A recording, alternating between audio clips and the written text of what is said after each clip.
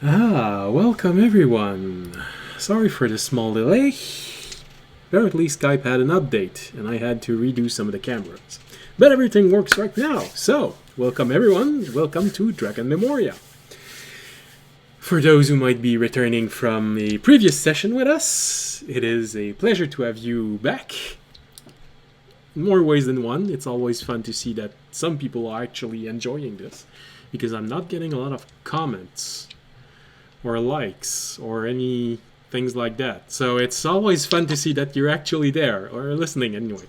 For those who might be new, well, welcome among us. It's a pleasure to have you with us. And for those who might be wondering what this is, well, this is going to be a group of people playing Dungeons and Dragons. And if that's not for you, well, we're not changing our schedule, so you should change yours. All right. And for those who might be wondering what this universe is, well, just visit the Patreon. And you're going to have all the information that you need. Because it's a homebrewed universe. Some of the rules have been homebrewed. And of course, since it's a homebrewed universe, it's a homebrew campaign. So, that's about all you need to know for the big picture. For the more recent picture, sorry, there's no JPEG available, but there is an explanation. So, in the last session, the party, having decided to undertake the incredibly easy task of finding, killing, skinning, and getting whatever they skinned back to the quest giver. And for those who might be wondering what this incredibly easy creature to kill when everyone in the party is level 3, it is a Humberhawk. So they absolutely need to finish that quest, and what could go wrong? You know, it's not like it's a big creature that has some properties which makes the fight a little bit more challenging. So they all left, made a little bit of travel, encountered a goblin ambush, which they were easily able to survive, encountered some refugees, which they helped a bit, and then there's there's a bell. Yeah, cookies are done. After My girlfriend, sorry. That's all right. After that bell, they all went to sleep. They saw strange lights in the skies and during the night, which they reported to the garden, this organization that has basically hired them. They were very thankful. They decided to go on. And as luck would have it, well, some would say good luck, some would say bad luck. They encountered, again, enemies, which ambushed them. And just as usual, you know, it was a easy fight, without any problems, without any complications. Few injuries. Some saw the light at the end of the tunnel, but were brought back among the living before they reached it. So, everything's good. Everyone's alive, no one's been disfigured. It's just a happy ending. And finally, the seedling elemental, which this party has been hoarding and transporting everywhere in the world for the past, well, for them it's only been 3 weeks, but for the player it's been 3 months. They have finally summoned it. But apparently even the seedling was disappointed by this summoning. And this is where we were when last session ended.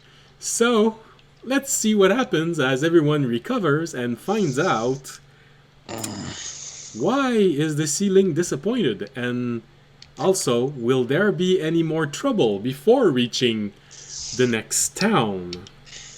Oh God, no. And so we go back to the party with everyone limping, being very thankful they survived. I believe we have Anvara, whose clothes have been torn to shreds several times by a pack of angry wolves. Fisher, who has nearly been dismantled by the same pack of angry wolves. And Remy, who has been... well, he's probably missing a few patches of feathers. And Audience, who is, looking about as rough as Fisher. Except he's smiling about it. And so this is where we rejoin the group. Alright.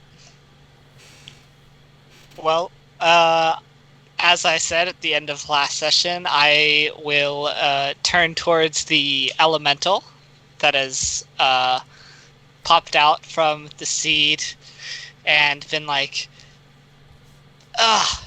greetings. Unfortunately, you were a little late to the fight. We just chased them off before you arrived. What do you mean, late? I've just been called. If you think I'm late, it's because you called me late. It's not because I arrived late. I arrive at the moment I was supposed to arrive. Which, at that moment, it appears was a little late. But... And what's this? I barely can use any powers. Have you at least even been adventuring a little bit? What are you? And he starts looking at you and tugging on your damaged clothes and armor. And I don't think we've ever established which kind of clothes you have, so let's just say you're not naked and we'll see what's thereafter. What are you? A priest of some sort? What does this thing look like? I'll kind of straighten myself up.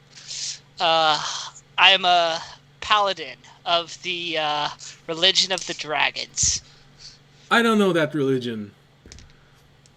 Well, if you want, I will explain it to you sometime. Yeah, I suppose I'm gonna have some time at one point or another. You all look like shit. What happened? We were attacked by some cultists of the hunter god. They transformed themselves into dire wolves, and it was a tough fight, nothing we couldn't handle. Took a few scratches and bruises along the way. Yeah, scratches and bruises. Well, if you survived, couldn't have been that tough. So I guess you want some help. Oh, That would be most appreciated. babysitting again. Alright. For anyone who is curious, Remy has hid himself behind Fisher at the arrival of this big tree. So, well, actually, this elemental is roughly has the appearance of an oak, 5 foot tall. So he's a bit square in his making. The trunk obviously has legs at the bottom of it, and some of the higher branches form his arms.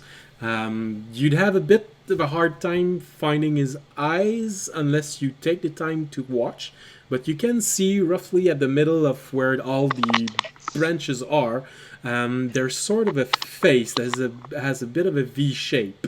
You see 2 small black dots for the eyes, maybe the size of a coin. The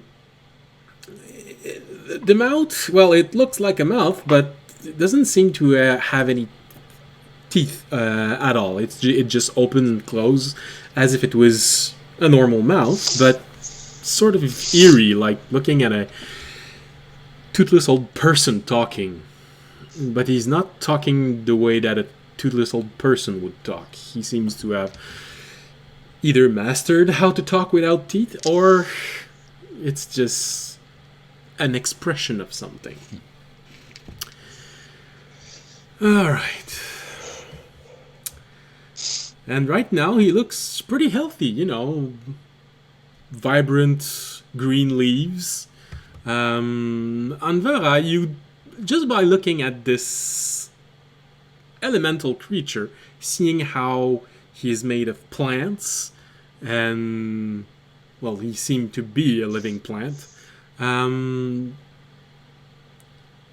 You'd wager he probably has something in common with the god that you serve. Or at least comes from a realm that he might be... that it might be watching over. Alright. I'll... Alright. I'll just... walk up to... Should I wait? that's right, I'm just looking. Yes, he can heal. He has healing words, but I'm just trying to find it again in my list of spell to get the right dice. Okay. 1d4. Yeah, I believe there's plus something. Yeah, plus. I think it's plus Spellcasting modifier. ability. Plus fire. Oh, spoken. So he can... Remy just peeks from behind Fisher's body and stares at it. As you stare at it, he sees you and says, "Now don't go think I'm gonna let you take a dump on my leaves. Damn birds." Anvara is going to approach this elemental and introduce herself. Hello, I am Anvara, priestess of Anachnazil. What is your name? Oh, one of those followers. Oh, well, my name is Orunak. Yeah, I've heard of him. He's not very present in these last few centuries, but he's still there, so I guess he's still alive. Ah. Good to know. Well, Shit. oh, it's always reassuring to find someone that at least knows a bit about the world. So, what's their story? And he points toward all the rest of the group. Well, I find that they should know to introduce themselves better than I could. So, I see you've already met our walking, scaled battle monster of a paladin here, audience. Yeah. And back there are Fisher and Remy. Come on, guys. He's nice. Oh, come on, don't be shy. Say something. You got a name? Yeah, I just said it. Orunak. Ooh. Cool. Which one are you? Fisher. He's our Kenku rogue. That I'm also doesn't Even look the like... trees have eyes, Remy. That's yeah, what I mean. usually I do have eyes. Alright, so... He speaks a few words, and Anvara, you get healed for 5 hit points. Hell yeah. Audience, you get healed for 11 hit points. He obviously knows Thanks. who he should be healing. Thanks, bud. Oh, Asshole. wow. Fisher, you get healed for 11 hit points also. Wow, dude, fuck this tree. And Remy, he heals you twice for 10 hit points. Well, that uses most of the power that you gave me. Unfortunately, my abilities are limited by the person who summons me. The stronger you are, the more power I have. And you really aren't anything to look at. I'm almost out already.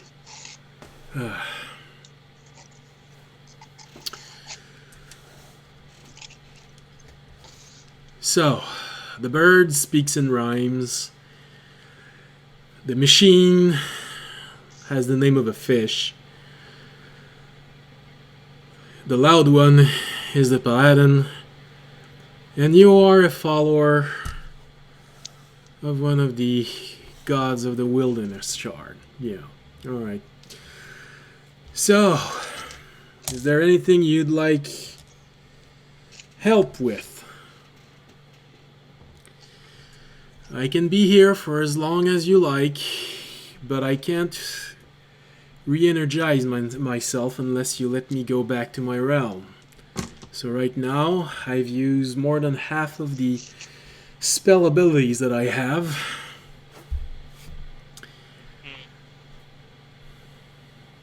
But hey, you summoned me, so unless I am killed or that you let me go back on my own, I'm here.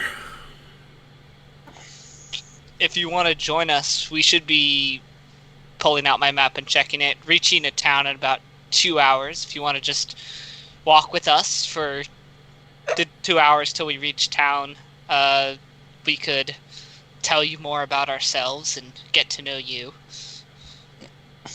Oh, yeah, sure, why not?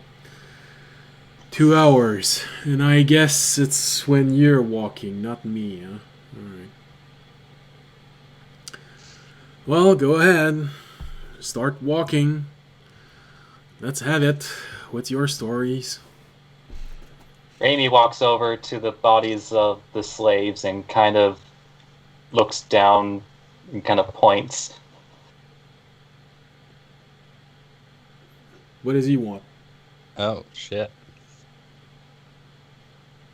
I He doesn't talk like a normal person. He can only mimic things, as far as we know. Rami, were you a slave? He nods. Been there. Oh. Well, don't worry. You've fallen off your tree. Now you're free to grow as you please. audience in a very tactful way says, and some would say that me and Anvar are slaves to our religions, so we've all been there. No. Poor taste, Rami audience. cocks his head at that. My faith frees me, audience. I don't know what your religion does to you, but I am free to do as I will. Maybe you should look into a new one. It was it was a joke. All right, let's start walking. Rami makes shovel noises. And what is he trying to say right now?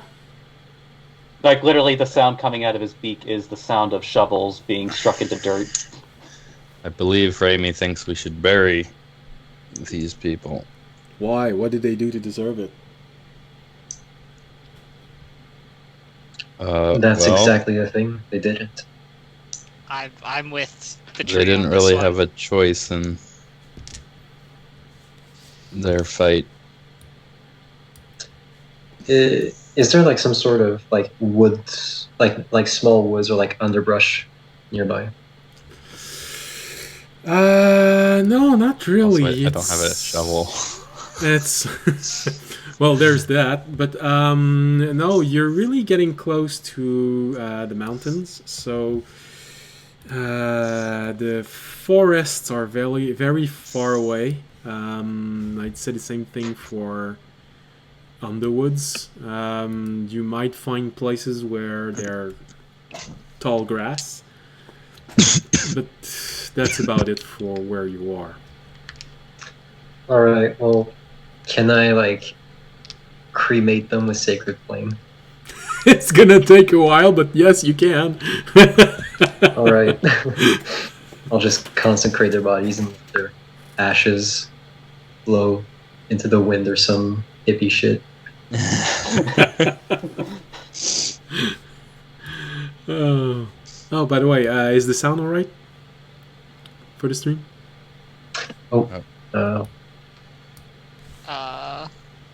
Should be. Yep. Yeah, we're good. Yes. All right. All right. Well, it takes a bit of time, and you start cremating them.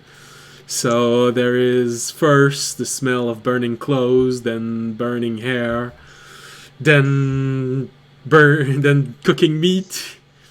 Eventually, you get the familiar scent Can I of help? burning flesh. With firebolt. Oh, it would make things would go faster, but it's not gonna help the smell of it. Yeah. No one has gust of wind anymore. No. Hold on. Is that a second level spell? Well, I guess you guys have second level. Why the holy hell would that have to be a second level though? Gust is a cantrip. Gust of Wind is a second level spell. So Gust of Wind. Gust is a cantrip, yeah. It lasts a while and it pushes people. So Yeah, which Gust of Wind Alright. is second level. which one were you asking for? Gust of Wind or Gust? No, it was just a joke. All Just to blow the smell down some other place. Well, Just- when you say that, you hear Orunak say, well, I probably could have helped you if you'd said anything sooner, but unfortunately I used all of the higher powers you're granting me to heal you, so... Well, it's the least we could do to respect what they may have been once. I doubt someone will come out looking to claim the body of a slave. I'm gonna actually turn to the tree when he said that. I'm saying, so will it change on who summons you? What type of powers you have? No, not really. It's a question of your own inner power. You all look to be fairly similar in strength of character when it comes to adventuring. So, no, probably not.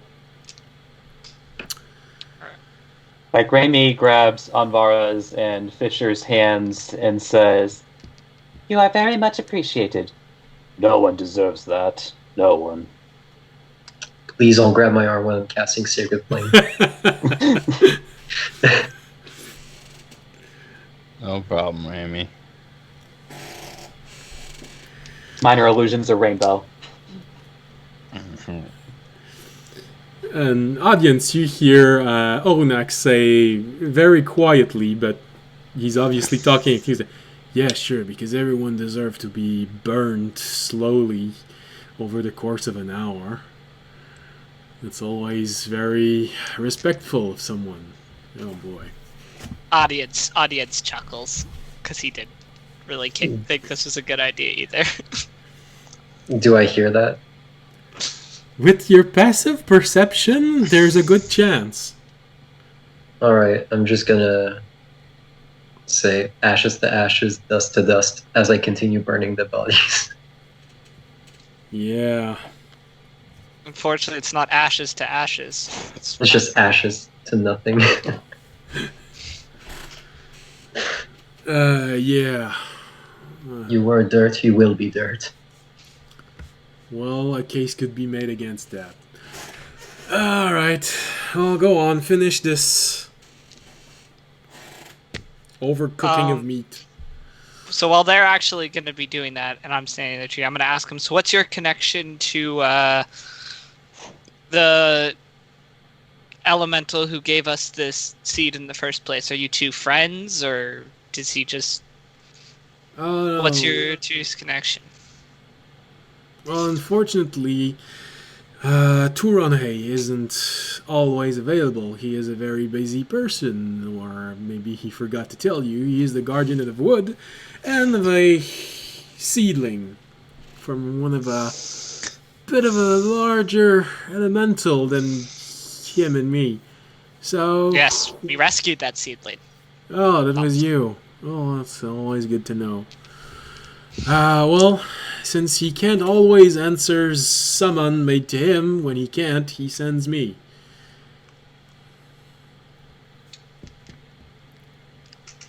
Good to know. So unless he's very available when you summon, I guess you're gonna be seeing me more often than him. Oh, I really hope you get stronger fast, because I'm gonna get real tired of looking at you if you don't. Oh. Alright, what about you? You feel like you're a slave to your religion. What dragons are you worshipping to feel like a slave? That was a more of a joke. Oh. Of course, I do not feel like a slave to my religion. It's my duty to bring it to the people. I serve Drahasaven.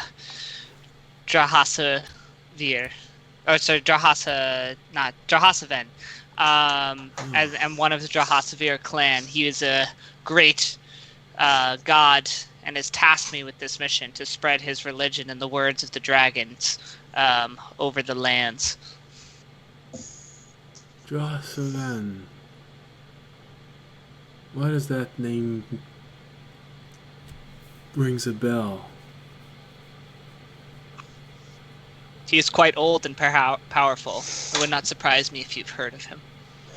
No, it's more like, you know, when you're walking in the woods and you hear whispers among the trees. Why does that name mean something? Anyways, I've never heard of a Drahasaven god, but maybe he's a recent one. I don't know. I haven't been keeping in touch with recent events. The world has been pretty busy for the primordial...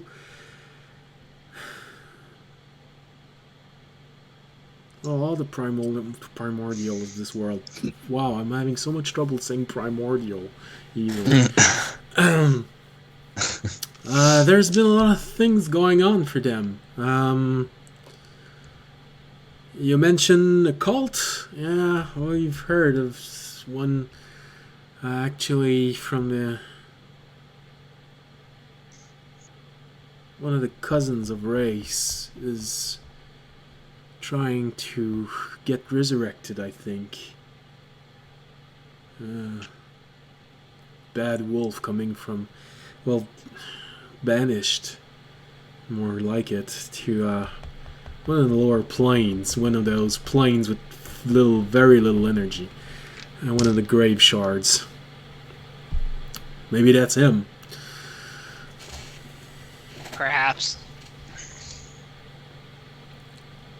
Either way, if he comes back, we'll just stick him right back where he belongs. Good luck with that. I mean, if he's one of the cousins of Race, oh, you're in for it. Oh, Race really isn't the most kind and nice of primordial lord. I'd imagine that one of the children of one of his brother or sister is still very powerful. The bigger they are, the harder they fall. Yeah. Usually when they fall, they just make a new realm.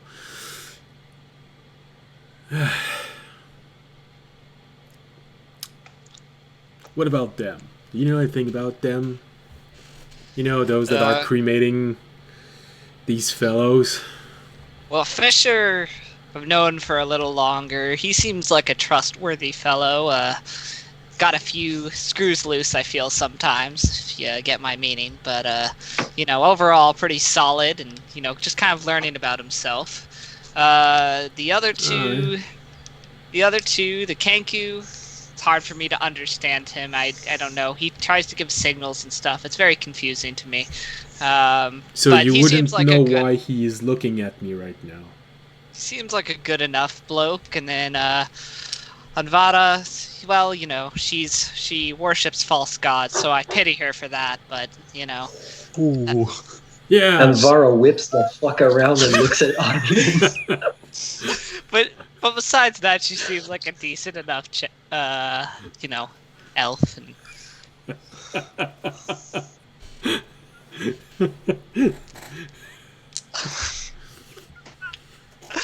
Yeah, I think she likes you just as much as you like her god.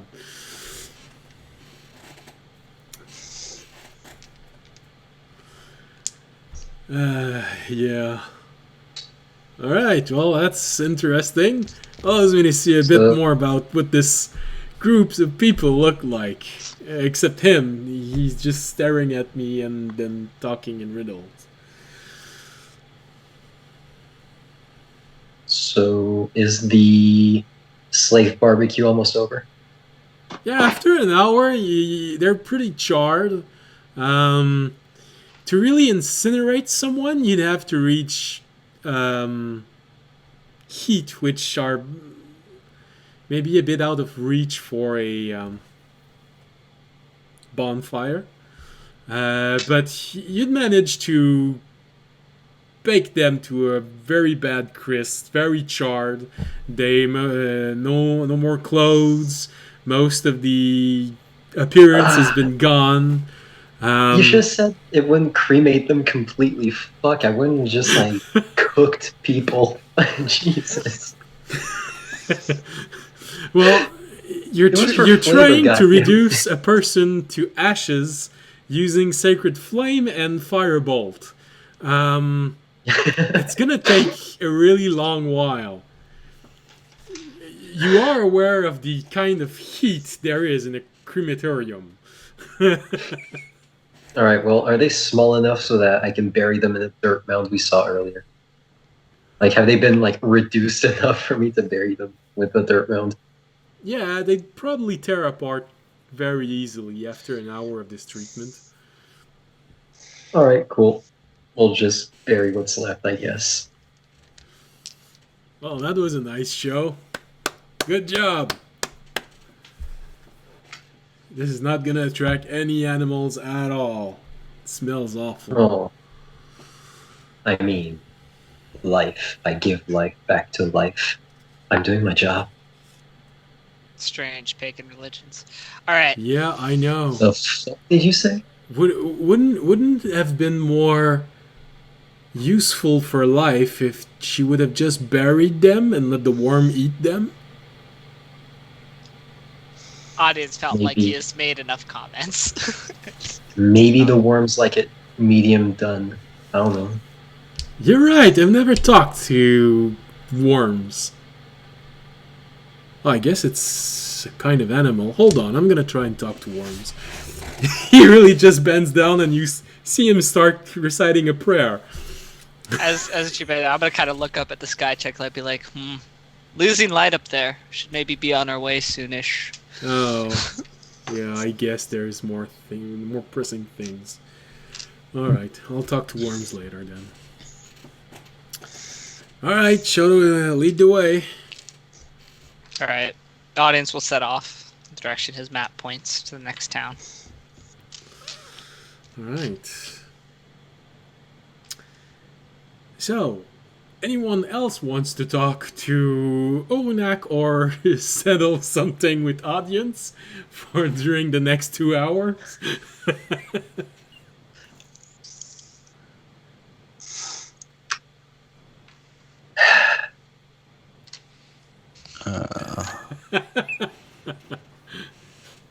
I mean, Raimi just spends the next 2 hours staring at the tree thing. Mm-hmm.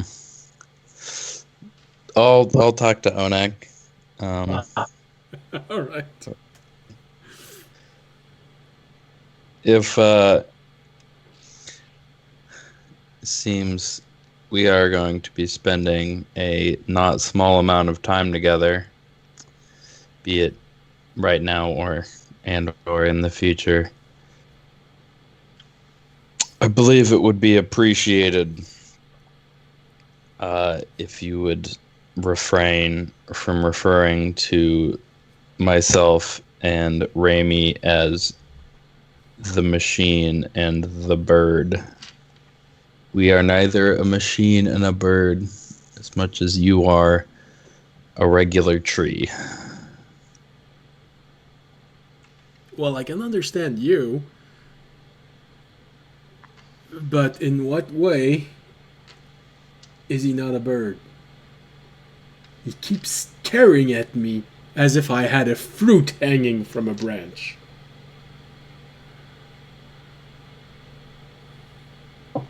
Now's the time to I mine. look up at his branches. Does he have any fruit hanging from? No!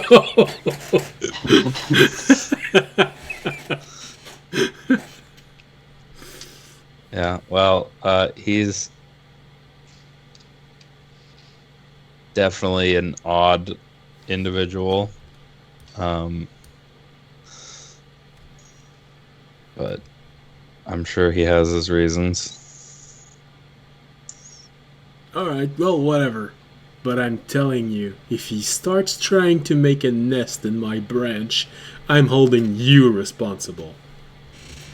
Fair enough. So when you said you need to go back Yeah? and be summoned again, to... Is that to be able to cast again? Well, generally just recover in all shapes and form. I can't recover when I'm out of my realm. Is there any, I don't know, maximum amount of time you would not want to be away from your realm?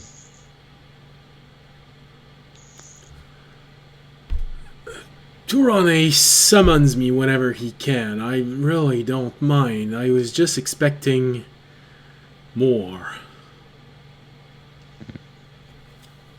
But I guess if you survive long enough, it's gonna get interesting at one point.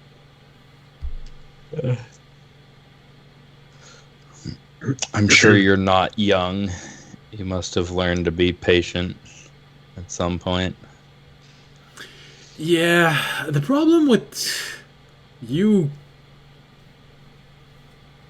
what do you want me to call yourselves? Creatures? Humanoids? Mortals? People. That's a bit generic, don't you think? So were most of those other words you just threw out. Well, I come You from... want to really go for it, you can go with adventurers, but I mean, that might be a little on the nose. Well, anyways. So, you lots.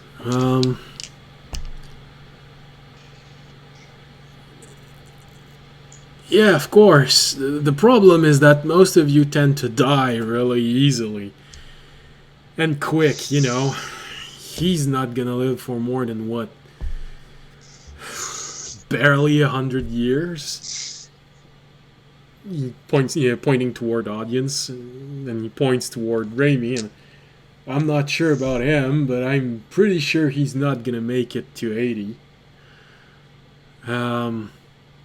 She has the potential to live a lot longer. You? Well, I can see there's some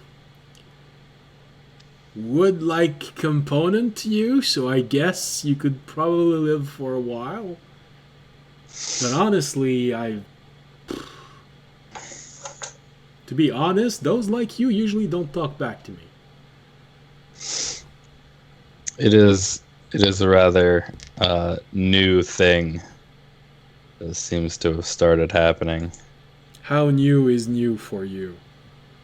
For me, I mean, just a couple of years. But apparently my body is a couple of 1,000 years old, so... So it took you a few thousand years to mature enough to be able to talk on your own. Well, I mean, I wasn't me until a couple of years ago, as far as I can tell. All right. And how long has this been happening? By this, do you mean my kind talking, or Well, yeah. um, Arcane machines starting to feel that they're not machines and then telling people that they're not machines. That's relatively new. I really haven't met much of that. yeah, well, it's been around for about how long's it been around for? It started 10 years? happening. The first case was recorded about 100 years ago, but it took a Okay. while before they started popping up everywhere. Right now, maybe in the last 20 years, maybe there's 1 out of 100 made, which will develop something that looks like this kind of potential. Under a century. Alright. Oh, yeah. Now I understand why I haven't heard of any of you. That's pretty young. Yeah, well, something's happening. Part of what I'm trying to figure out. I actually got a bet going with that cleric over there. Oh, yeah? Who seems to be winning so far? Hell if I know. Oh. What's the bet? Unfortunately, it's gonna be a long-term bet.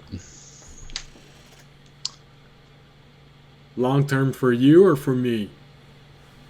But me Oh, probably. okay. Yeah. So I mean, Then what's the bet?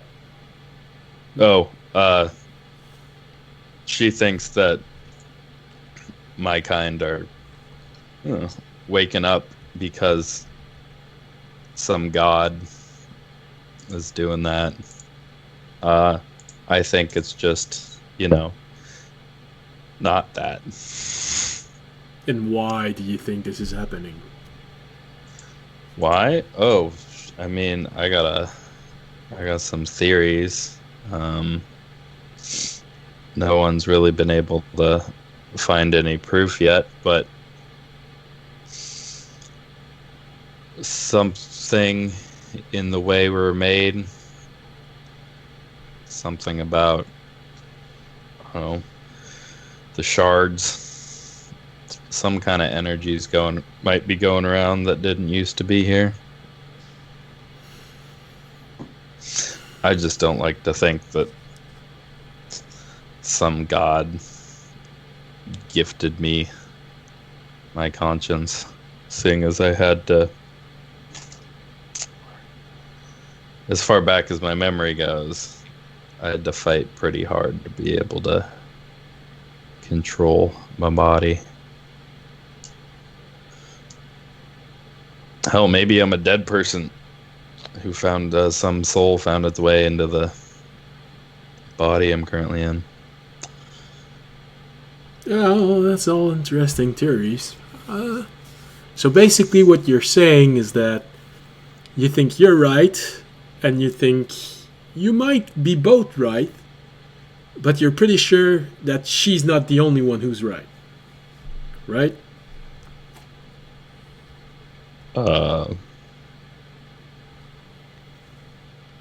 Sure.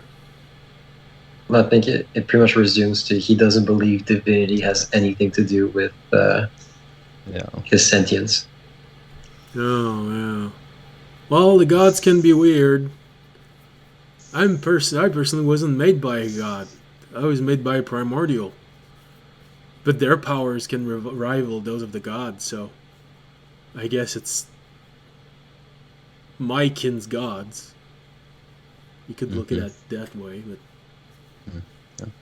I mean, I don't know. I'm kind of wood, some stone, a lot of metal. Maybe it was one of your, I don't know, lords, whatever you call them. well, in that case, it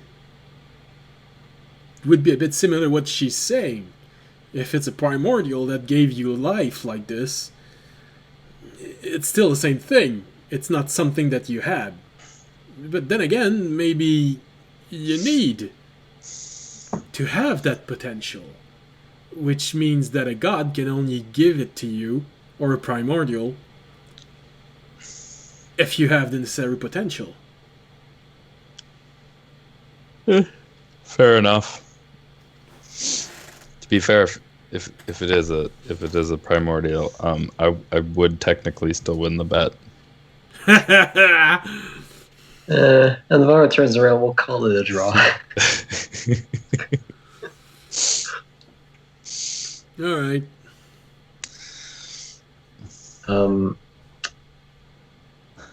So are you still like shooting the tree dude while we're walking, or? I don't know. That was kind of. All right. Yeah. Well, he's there for as long as you don't unsummon him or he doesn't die. So, whenever you want to talk to him, you can. I'm not forcing you to do so. And Vara's gonna walk up to Guy. I forgot his name already. Onak. Broseph. The elemental? Abraham Lincoln. Orunak. Orounak. All right, Prometheus. So I'm gonna just approach him.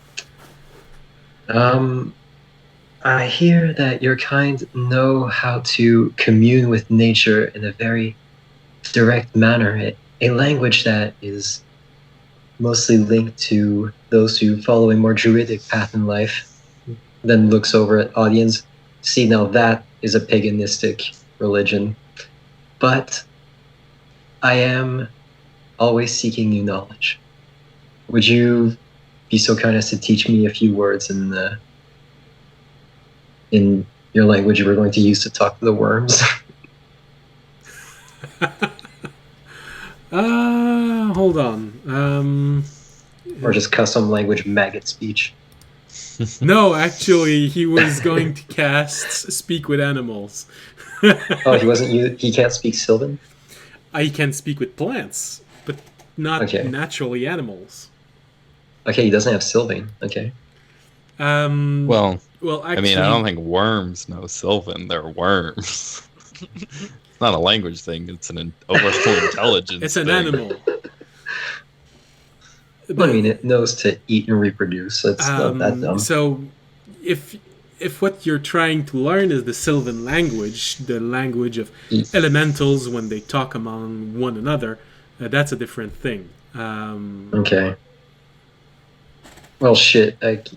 Is there a way I can learn to speak the language of the elementals? Your people? Yeah. If I should ever meet another one, it would be nice to be able to commune with it in its native tongue. Question of hospitality. Well, yeah, sure. But Sick. I guess you'd have to think about this. What is it exactly that you want? So, Sylvan language. What is its origin? Player's handbook.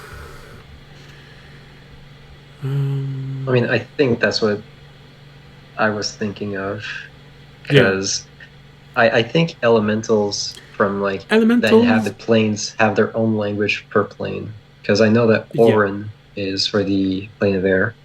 Yeah. Basically, the primordial language. It's a bit like referencing English. If you make the comparison, primordial is English. Earth, primordial might be like trying to understand from someone from England, air from America, fire from Australia, and Scottish for water. They have similarities. They all speak English, but they don't necessarily understand one another when it comes to day-to-day language. But they can Okay. all agree on, we all speak this language, and if you learn primordial, you will be able to talk to any sort of elemental creature. The Sylvan language are more for creatures of nature, like learning to speak to dryads or Okay. ants, trents, sorry. Okay, I was about to say worms can't learn, but ants can. That's bullshit. No, sorry, I had the Tolkien in my head. So Dungeons and All Dragons, right. they're called trents Yeah. or treant, depending on who you ask. But I was trying to see if I could find the languages. Sylvan, what is its root language? They're all written here. This Sylvan. It's Fae. Sylvan is more closely connected to the Fae. Yeah. Fae creature. So, the Sylvan is a typical speaker are the Fae creature, but its root language is Elvish. So, yeah. So this would probably be the same difference as French from Eastern Europe and Quebec. I know that sometimes they really can't understand one another. I've seen it firsthand. But you're basically using the same word and alphabet. It's not exactly the same, but it's considered an exotic language, but it's the exact same scriptures. So you'd Okay. probably be able to communicate by writing, but speaking would be really hard. Like trying to speak with someone who mostly speaks the slang language. Okay. All right. Well, I was just wondering if you would teach me how to commune with creatures of nature. Anyways, if it's not gonna work out, then Well, you can just with the creatures, with animals, that's a spell he was doing. He does Okay. know how to speak with plants, elemental plants. That is his Okay. native language. And he probably can understand their response, even if they're not elementals. That's going to be very hard for you. all right. But things that you could learn the subtleties of Sylvan. That way you'd be easily be able to talk to any creatures of the land. And you could learn Primordial, which would give you the ability to talk to primordial creature. So earlier he referred to Turanhe, which is a large elemental creature, and to Race, which you don't know what kind of elemental he is, but if he ever presented himself, by speaking primordial, you'd be able to talk to it. All right. I figured that primordial would probably be easier to learn overall. Also, It's a very ancient language. It has a lot of similarities with Dwarvish. oh Jesus. Okay. I won't halt the adventure for any longer. Sorry.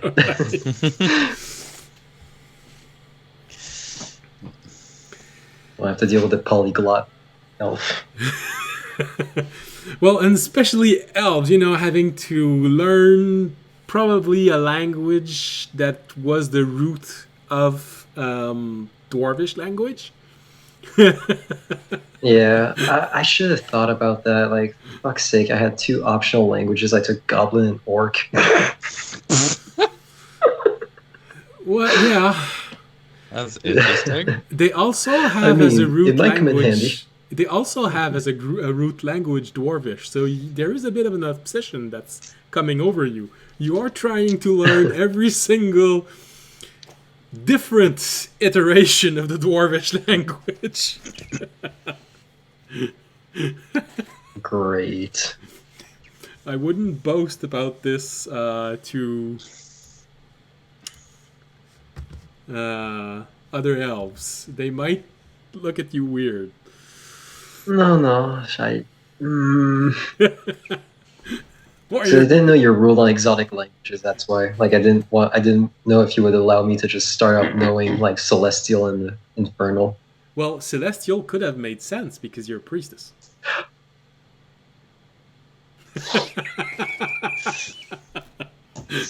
Things we can talk about outside of the game. Yep. Let's keep going. So, I'll let On you to ponder small this oversight. And we can move on.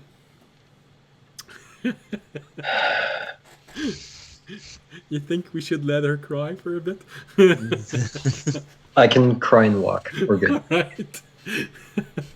So, you keep on going in this journey. Anyone else? Remy, you're the only one who haven't tried to have a normal conversation with Orunak. So, He just continues to stare at him. alright, well, the only thing, in that case, the only thing he will say again at one point will probably just be, he's creeping me out, he keeps staring at me. Probably an audience, because he's the one who summoned him, so he has a summoning attachment to him. I don't know. Audience, I guess if he said that to me, I'd turn to Remy. I'd be like, you want something, Remy? Like, he points at Olnak and then shakes his head. So you don't want Olnak. Do you want something else? Shakes his head again. Okay. And kind of like it's like does like the similar head droop when he feels like you didn't understand something. Apparently he doesn't. I'll turn to Olnek. Apparently he doesn't want you. Take that as you will. And I'll keep walking. Alright.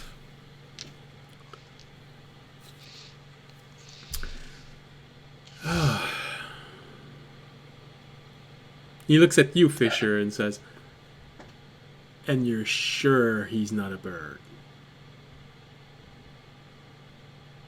I mean, I'm sure technically he is a bird. Like, technically, I was a machine. Yeah. Alright. Like I said, it's like calling you a tree. Well, it's not a mistake. It's just not accurate. Raimi just says, "Knowles will laugh at anything and everything." What does that mean? He looks at you, Fisher. We're still working on it. Alright. I'm assuming it is something to do with the connotation behind being called a bird. It's making fun of him. Something people will...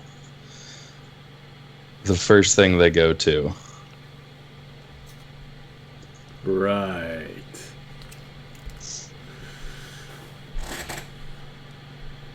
He looks at Remy and says, good talk, good talk.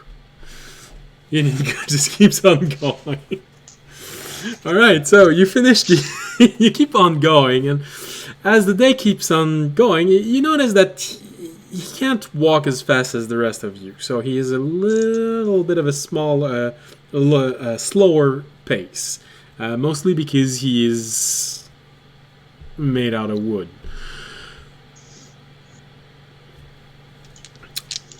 You get the feeling that he's not the most agile creature. So it just takes a little bit longer. As the day go by, you do see... Oh, wow. Wind starts Get attacked. No. Yeah, that's right. I haven't rolled to see if you encounter something. My bad, guys. My bad. we don't. No more 2% chances. Oh, let's see. It's so low, I'm pretty sure... Alright. So you keep on going, and wind slowly starts to pick up as you start seeing these looming mountains getting pretty close. Eventually, there's a bit of clouds gathering. No rain, but because of the clouds, the night seemed to be falling a bit faster than it would normally. Visibility is going down pretty fast. But fortunately, you're still... Well, I wouldn't say pretty early, but maybe around 4 or 5 p.m. as you reach the town. So even in the middle of summer, when there is a complete cloud cover, it's pretty gray. It sort of feels like when the sun is going up or down, although there's still supposed to be a good 3 or 4 hours of light. But you're out in town, you get the feeling that it's probably going to rain during the night.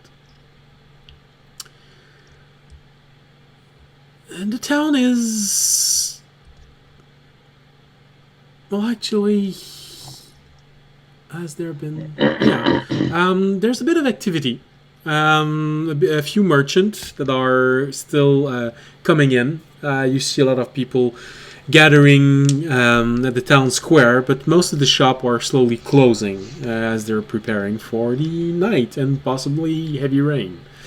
So shops are slowly starting to close. You see a lot of people gathering into the tavern. It's a bigger tavern than you'd have in a village. But the day seems to be mostly over for those peasants. All right. Before we enter the town, so I guess like outside of it, I'd turn to... It's hard for me to pronounce. Ornak. And I'd be like, I'll probably desummon you here. Our party's already strange enough looking, I feel, without needing to draw more attention than necessary. Alright, well, you know this traveling business more than I do. Alright, hold on. You see him close his eyes for a moment.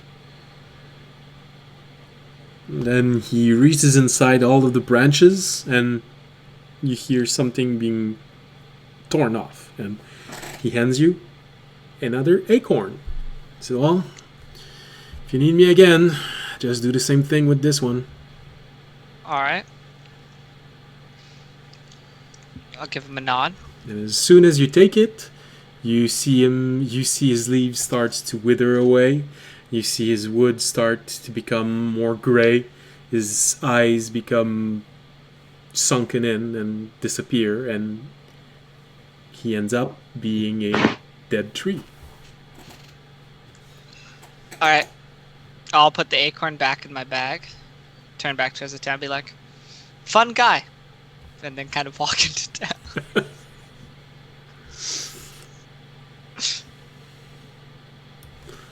Remy stares a bit longer, but then turns his attention to the town and walks off. Yeah, right now Ornak looks like to be a small dead tree. His roots doesn't reach inside the earth, so if you just poke at it, he's just gonna fall over. Could make good firewood. Raimi kicks the tree and then moves. So you all see Raimi being very disrespectful to the abandoned body of this elemental. We could have just unsummoned him back by the bodies and then used him to burn instead of taking, like, well, you know. A whole ass hour to burn a bunch of peasants. Yeah. Oh boy. Was that in game or above game? Well, I'd say for Fisher, the commentary could easily be in game, but for Anvara, it would be No, that was maybe meta. That was meta.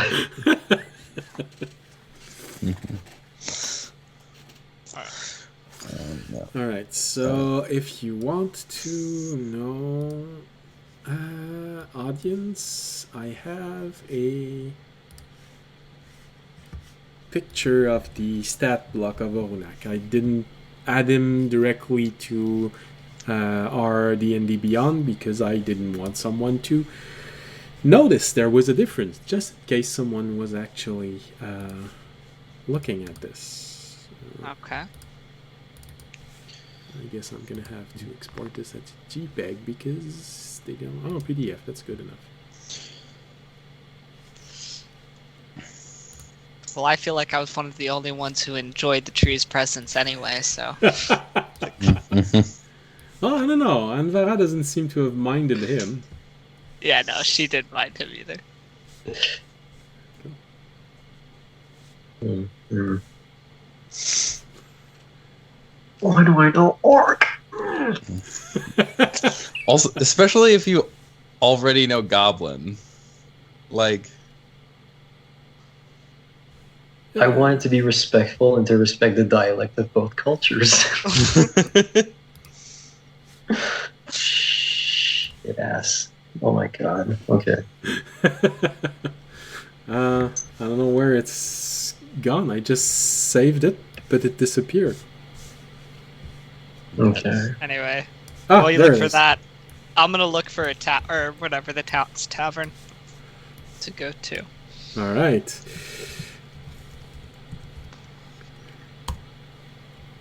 There you go. I'm gonna add it to a Alright. D&D Beyond during the week, but for now, tonight, if you want to summon him again, you have his stats. Interesting. All right. So he's gonna go up in level the same way as a Druid shapeshifting ability would. So when you reach level 6, he's gonna become challenge rating 2, which is gonna be a huge increase in spell capabilities and hit points.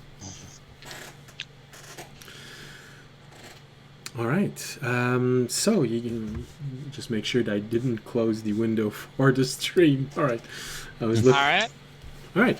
So you get into town. Like I said, the evening is drawing to an end. People are starting to go back to their house, their homes, and they're going to the tavern. I usually find the tavern. The town isn't a city. It's usually has 2 or 3 streets maximum, so it's fairly easy to figure out anything. You just have to walk the main street, and you're gonna see all of the main buildings. You're gonna miss out a few peasants and things like that, but all of the main buildings will usually be on the main street and near the town center, actually. So yeah, you can easily find a tavern. Something that looks cozy, resting at the foot of a mountain. A lot of the buildings are made of stone. It's a pretty abundant resource where you are, especially since there's a mine only a day away. And run by dwarves, so you know that they mean it when they say that they're excavating something. So, fairly easy. Not a lot of people, but a lot of people are starting to gather inside the tavern because it is middle of summer. There has been a good day of work, so people are gathering there, starting to order their meals, All right. I guess I will, enter and look around for an open table. It's not too hard to find. You see few empty tables, 2 or 3 maybe. For the rest, there's a lot of people. You see a few groups of people. You see dwarves, of course, being so close to a dwarven mining emplacement. You see what looks like a few half-elves. Of course, you see halflings. See one lone gnome in one of the corner, eating a looks like a big bowl of soup, but he seems to be fishing something that looks a bit more hearty out of his bowl. For the rest, people are just talking, having their own conversation. There are a few people at the desk of the bar. Well, you should just call it the bar of the tavern. Few dwarves there also. That's mostly what's going on here. Of course, humans. You're in human territory, so more humans than anything else. And that's an interesting. You also see one dragonborn in the room.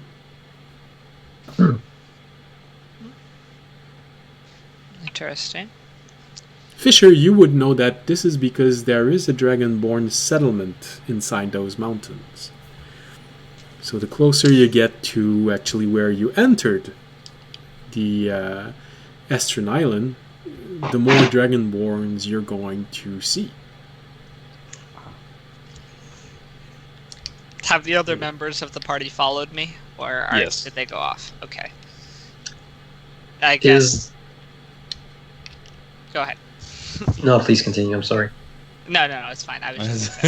He's stuck enough. So Is there a temple or monastery that follows my faith in this village?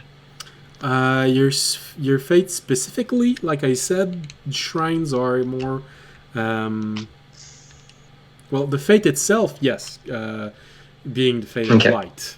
Your god specifically, you'd have to look, but there would most likely be at least one statue of your specific god, as he is responsible for life, and wherever there are a few farms, people will usually worship things that help things grow. Alright, it was mostly a question just to see if I could use Shelter of the Faithful here tonight. It is a village. It is a town. I'd say yeah, you could. Nice. Well, I'm not gonna head off to bed at the monastery right now. I'm gonna chill with the party, of course. All right. That's good. Fisher, Raimi? According to the Dragonborn that we see in here, Yep. I'll lean over to audience and say, might be a good idea to go talk to him. Yeah, if I remember correctly, there's a settlement up in the mountains, and if that's where we're headed, maybe he could provide us with some useful intel. Raimi has already walked up to him and is saying, "Aw, such a pretty bird. Pretty bird. Pretty, pretty."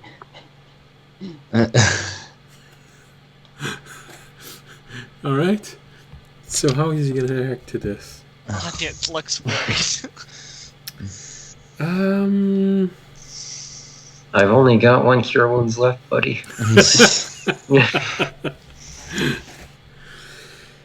All right. As you walk up to this tall dragonborn, his origin is a bit muddled, as many dragonborn have. But there do seem to be a few features that would tell you maybe copper origin is stronger within him because of a few facial feature that feels a bit like copper dragons. So as you get close to him, he looks down and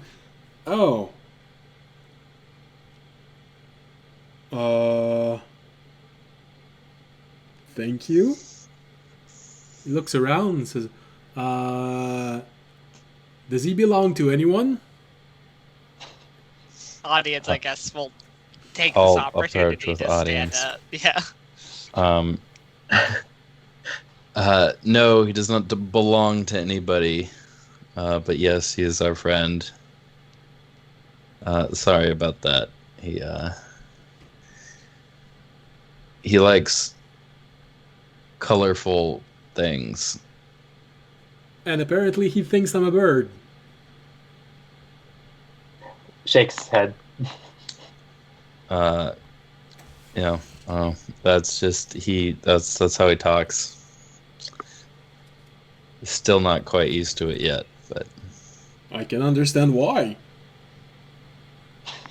yeah. Is there anything you like? Audience will say, "Are you from the Dragonborn settlement nearby?" No, not personally. I have a cousin who lives there. Going there for business. I see. Have you heard any rumors up in that area recently?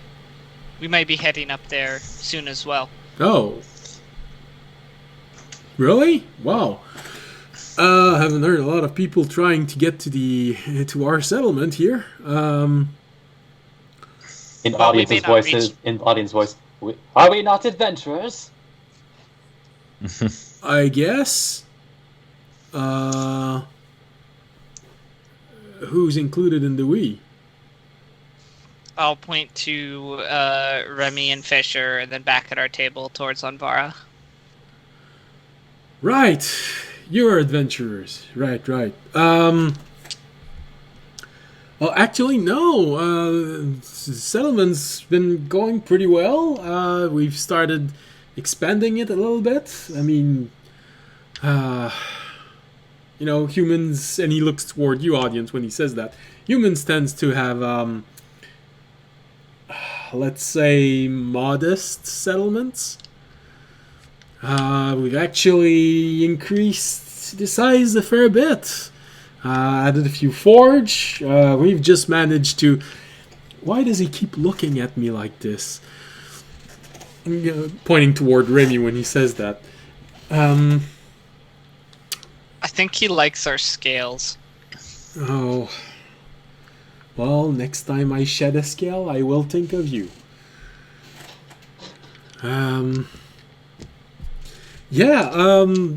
No, we've been expanding it a little bit. We've managed to strike a deal with some of the dwarven settlements here. They've been providing us with a lot of interesting metals. In exchange, we've been hunting creatures in the mountains for them. Pretty good deal. Sounds like a good life. Yeah, for those of us who hunts.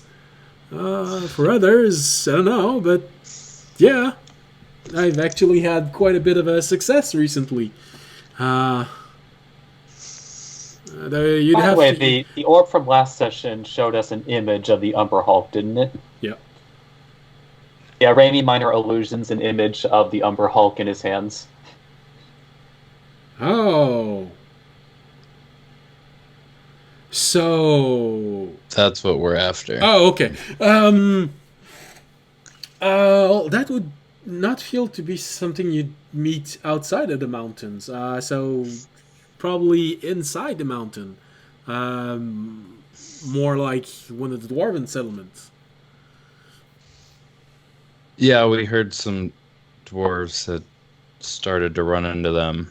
Although you said they've been hiring you guys to take care of some creatures up there. You wouldn't have happened to run into one of these, would you? No, we mostly hunt on the surface. Usually creatures that actually see the sun from time to time tend to have a more pronounced flavor. Healthier tone, Ah, yes. We're a bit more of a not after challenge to this hunt. one for the Also, meat as much as yeah, creatures that live underground usually have these bit more, well, pale colors. Some of them can be fierce. I think I've heard about those creatures. Usually people that fights them don't remember much of the fight. It's just a jumble of image with screams and pleading to be left alive, and then memory blanks again, and you have to be prepared to hunt those. Or maybe it just hasn't been the right people hunting them. Right. I've seen that traveling with those people haven't dulled your senses. Yeah. Could be an interesting challenge. You'll have to tell me what they taste like. I don't know, maybe they can be an interesting hunt, but yeah, the color seems good enough, but most of those I've heard had more of a dull color, and the meat. Well, you know what I mean.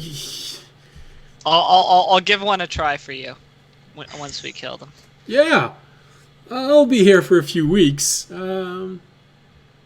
Just going up the path over there. That's just leaving. It's really just a small trail, but I'll be back here within, I don't know, 5 or 6 days. So if you're still there, or maybe you could just leave a note for me. The innkeeper, he knows me. He just waves toward the desk, and you see a dwarf there. Yeah. Mm-hmm. And then a few moments later, you see 5 pints of alcohol being brought to the table. Yeah, this one's on me. Oh, thank you so much. Good to see good hospitality in these towns. I'm not sure if you all drink, especially him, and he points toward Remy, but if he does, sure, take one. And he shoves a pint in your hands. Do you take it? Yeah, Raimi takes it, opens his beak, and just kind of like starts pouring it down the little divot that is the inside of his beak. Yeah, I guess I didn't think about that. Anvar just looks at him like with her pint up in the air, just like observing how he's downing his pint to life. Like he Just, does kind of like, like takes shift his a neck a little bit every now and then.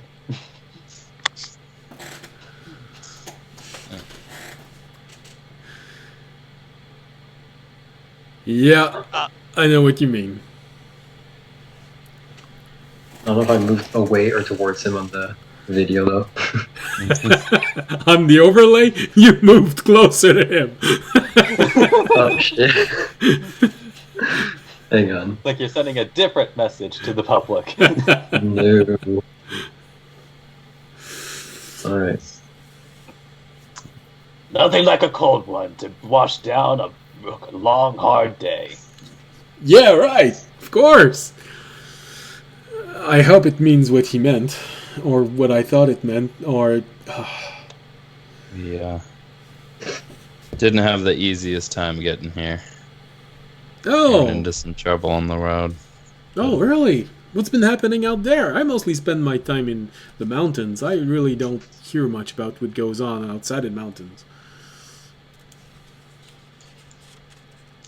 Can audience launch into a tale about our road travels? Sure. All right, audience will launch into a tale. So... And Fisher will drink that ale. Randy will assist audience with minor illusion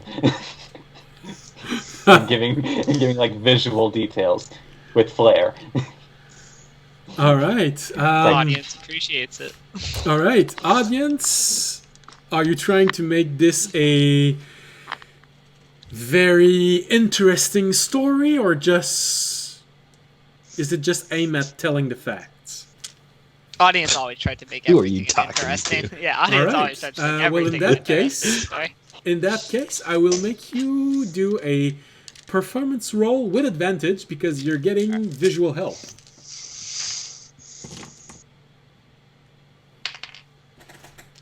I rolled the same number on the dice twice, but both of them were in. I got 18 overall. Oh, yeah, that's good. So they were both good numbers. So how far back are you starting your tale? I would just start with the probably the two fights we mostly had. Focus on Okay. those. The fight with the goblins, and then going into the fight with the cultists. So And- basically, you're telling the story between the two towns that you traveled to. Yeah, Oh. not just the more recent road. Well, travels. yeah. At the end of the first day that you left the town, you met the goblins, and then so this is why I say from town to town. All right. I also would probably leave out the tree elemental, All right. and I would. Yeah, that's all I'd probably leave out. All right. And it's a pretty good show. And he looks at this and looks at the Remy making different creatures and light effect and fog effect and wow, that's pretty entertaining. He's quite useful. That's very colorful. And you seem to have had a lot of trouble. Lights in the night. Goblin. Yeah. Well, you're still alive, and that's what counts. I get from the image of the wolf that he made that you encountered some of those cultists that have been making trouble a bit further up the road. They've actually made a bit of a ruckus a month ago at the port town. They were hunting for someone. Yeah, security was increased a bit. But, you know, in the who mountain... they were hunting for? Sorry? Do you know who they were? Do you know who they were hunting for? No, not sure. I've heard that it was something about someone nosing in their business. But no, not really. I haven't heard much of this. Fisher, you would have an idea of what he's talking about. I'm gonna give you a hint. Thank you. To Discord.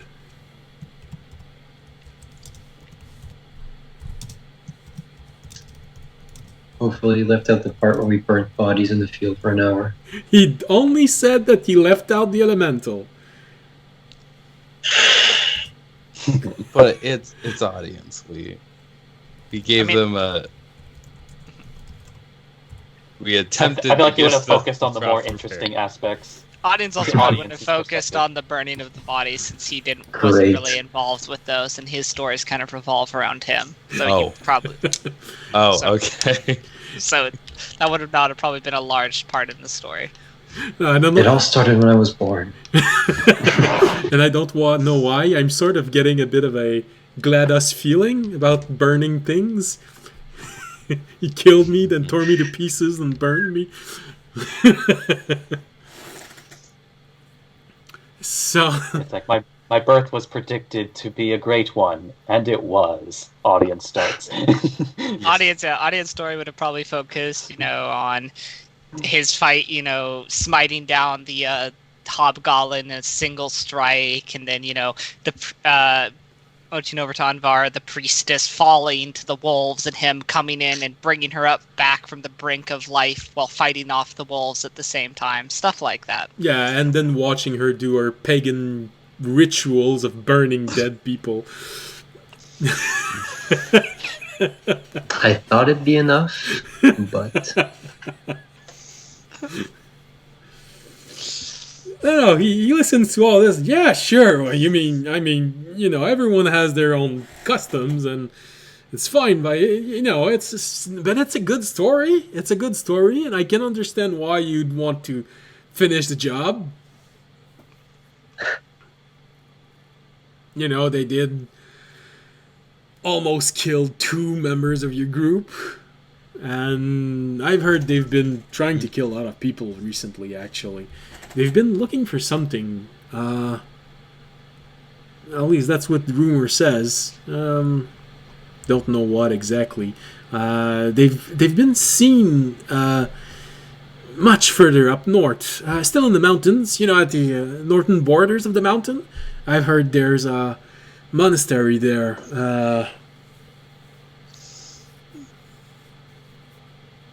Yeah. Audience will pull out his map and say, could you mark on my map where this monastery might be, or in the general location?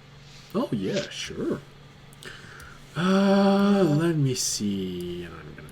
This location has been added to your map. A new quest line has been opened. All right, so on the map. I'm the map.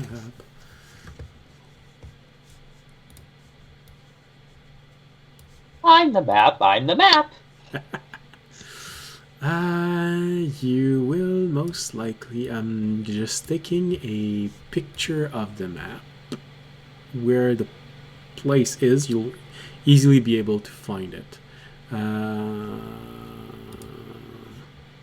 Copy. And just... Where did it go? There it is.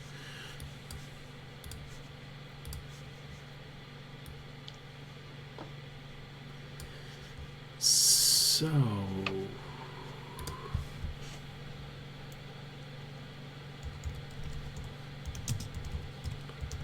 Alright.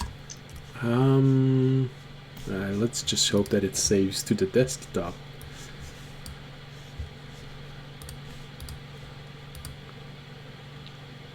Well, we're about to take our break, so I'm gonna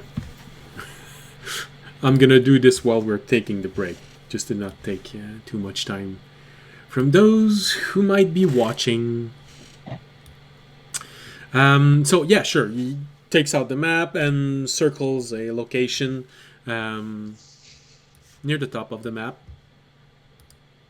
All right. And said, yeah, sure. I heard it was this region. You see, it's really the top of the map where there are several villages. There's one path that seems to lead inside the mountains. It said, yeah, it's a small valley that goes inside. We've heard that they're gathering there. Pretty recent. Don't know if they're trying to build a base or make a rituals or something like that. Usually when there's a lot of cultists gathering around, it's because they're trying to make one of their rituals, trying to get one of their gods to come back among us, something stupid like this. Always relying on these gods to do everything for them.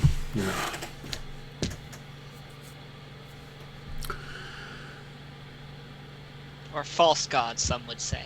Yeah, some of them are even false gods. They're just creature of the seventh fate that are trying to pass as gods. Yeah. You wouldn't know about false gods, wouldn't you, audience?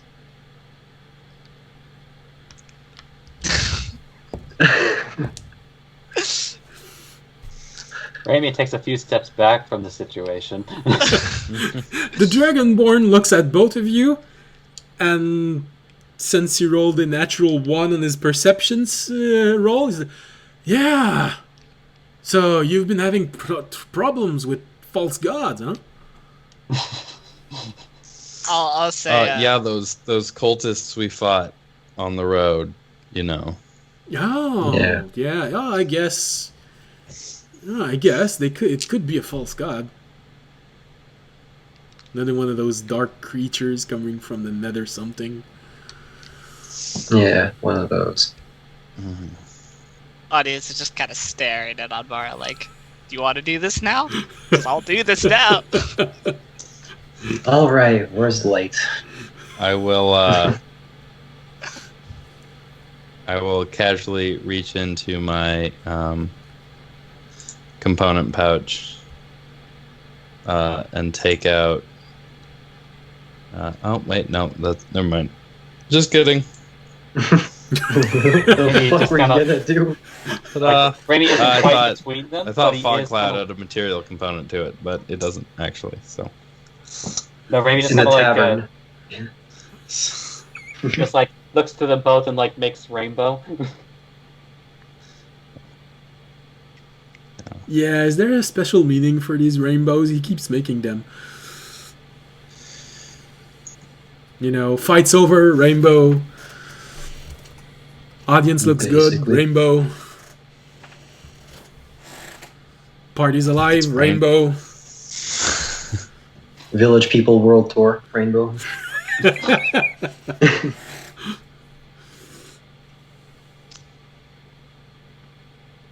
Alright. Alright. Any person is willing to make an intelligence check to see if they can make a connection. I mean, shit, why I think not? it kind of speaks for itself. It's a rainbow.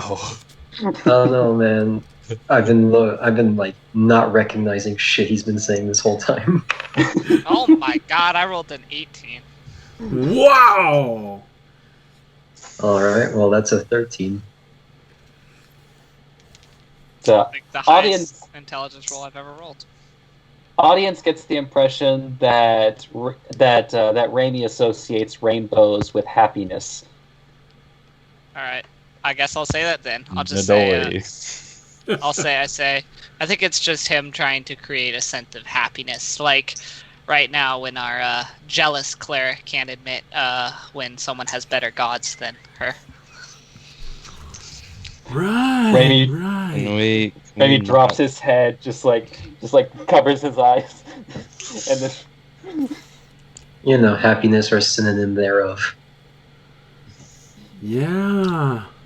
I get the feeling that there's something he doesn't want to watch right now. It's something that's not gonna happen. Wasted enough time with Audience. the linguistics. In true form, you have finally gotten around to half of the point. That's good. That means I'm only missing half of it. Audience just gives a nod like, You know, it's progress. I'll take it.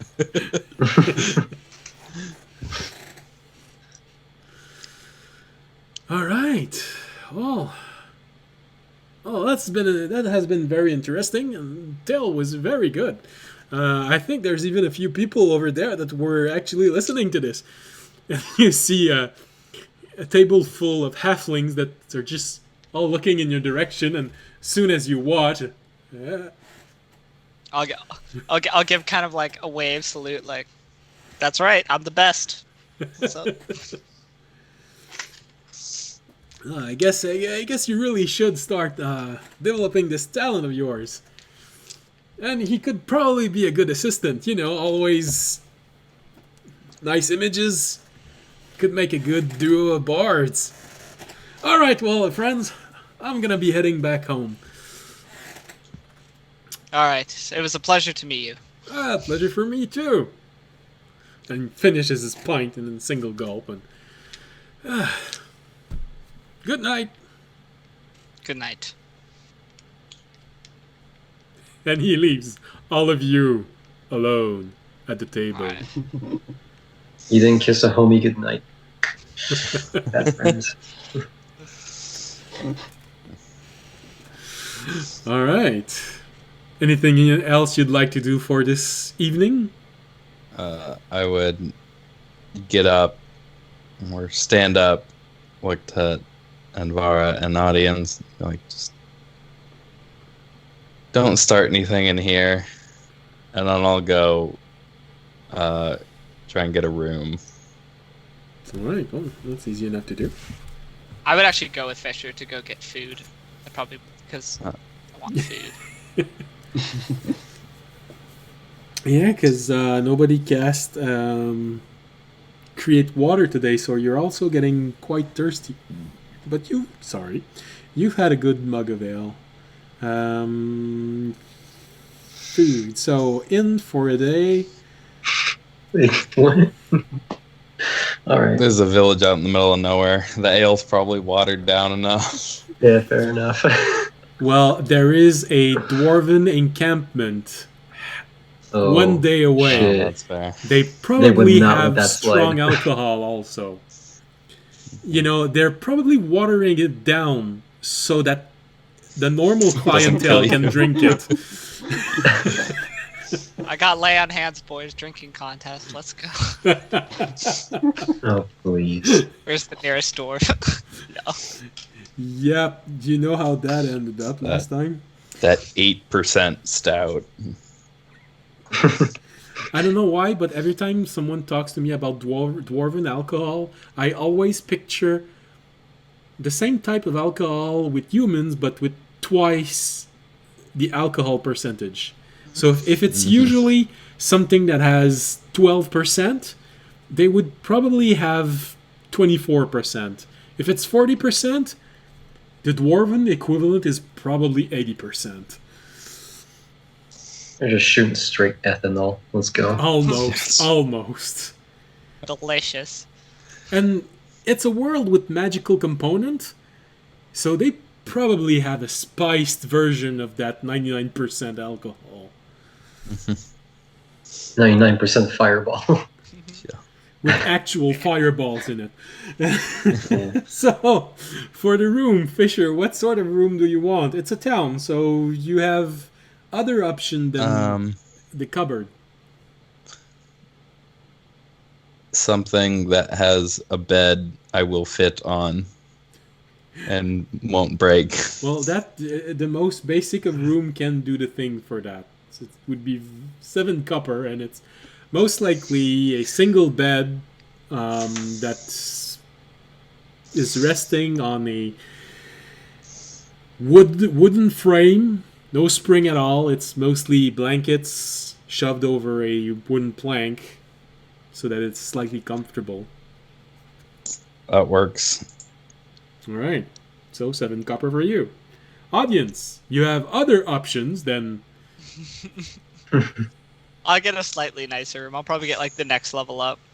All right, then it's 1 silver. You actually get a Alright. bed. It doesn't have any springs in it, but you have a chair to put your clothes on beside it. And you actually don't have to hunt cockroaches. Remy, So, Rainy will attempt to get a silver room. hey, 1 silver room. Same thing as audience. Oh, that's kind of easy to mimic.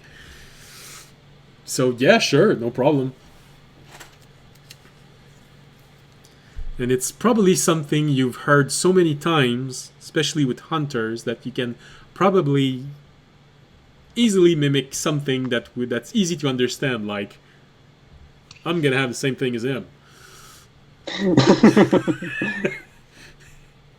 No. They would have said, it would have been more like, I'll have what she's having. Yeah.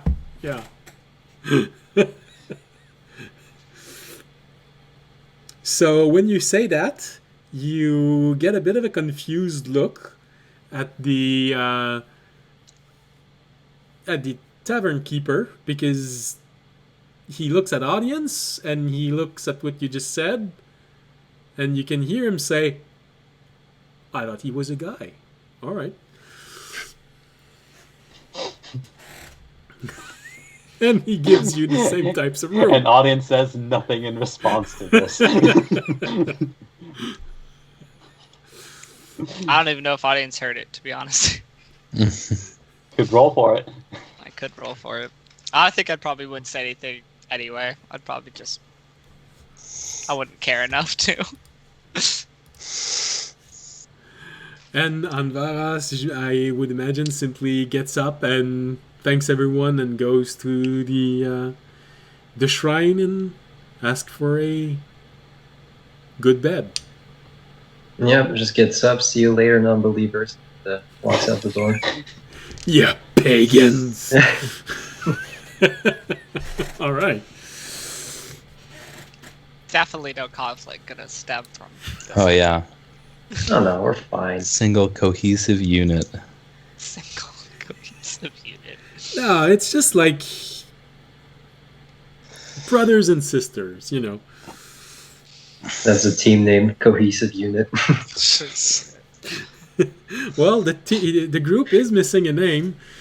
I think we'd have to spend more than Yeah. 4 days now knowing Anvara and Ravi. Well, once you have your first quest, you know, you can boast about being Yeah. a group. All right, so we're going to take a very small break. And as soon as we get back, it's most likely going to be next morning. Most likely. So, see you all in 10 minutes. Well, maybe let's go with 8 minutes because we're a bit late in our usual break. But we're going to be back very soon. So, take a good break. Time to go to the bathroom for those who needs it. See you all in about 10 minutes. Bye. See you.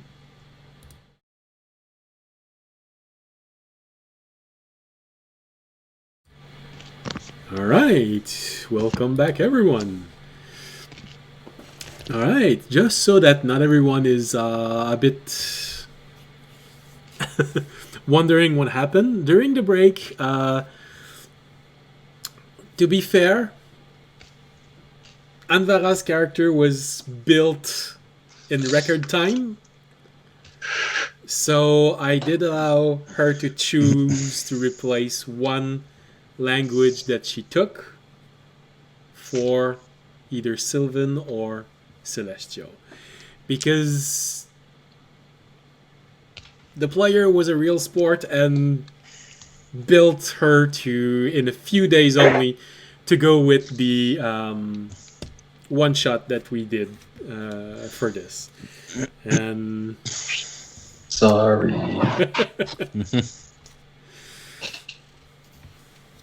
forgot that this choice of language didn't match his story that he built after the one shot. So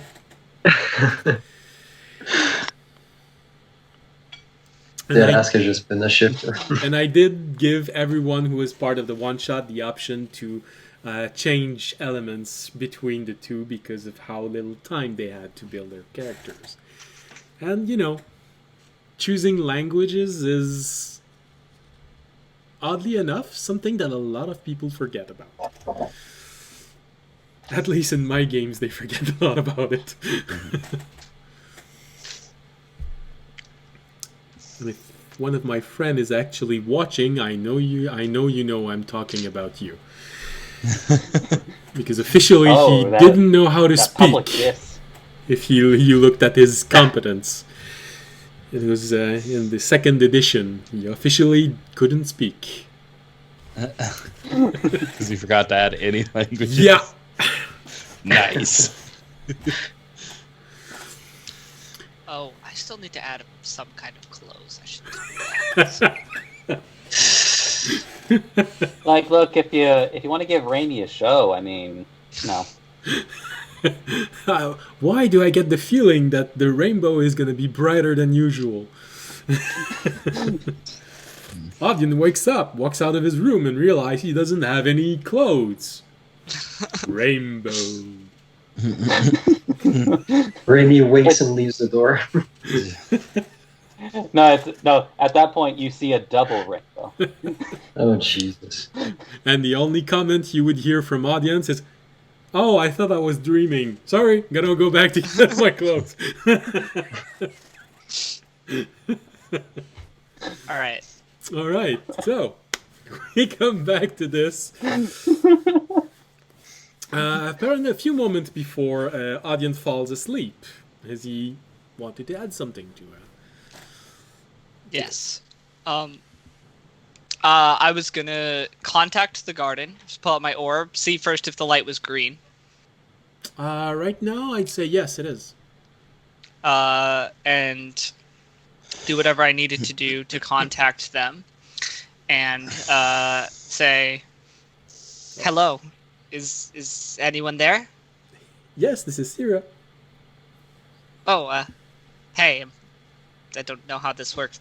Apparently. I wanted,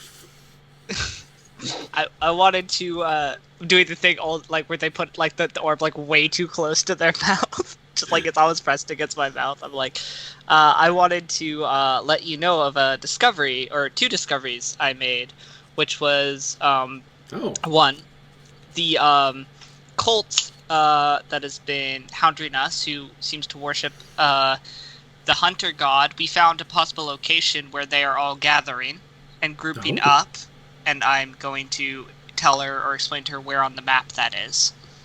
Oh, okay. And she explains to you how you can use the orb to show them something. So she just tells you a few gestures that you have to do on the orb. You could just slide your finger in this way, and whatever you put inside the orb, they will actually be able to see. Okay, I will follow her instructions. Might take a little longer than the average person, but yeah, probably something like I'm looking at your face right now. All right, now that's a wall. All right, here we go. We have a map here. And, but I'm only seeing your big thumb. and I'll point out the location on the map where they're all gathering. All right, so we'll definitely add this to the board. I'm sure there's going to be at least a few priests that will want to investigate this. Thank you very much.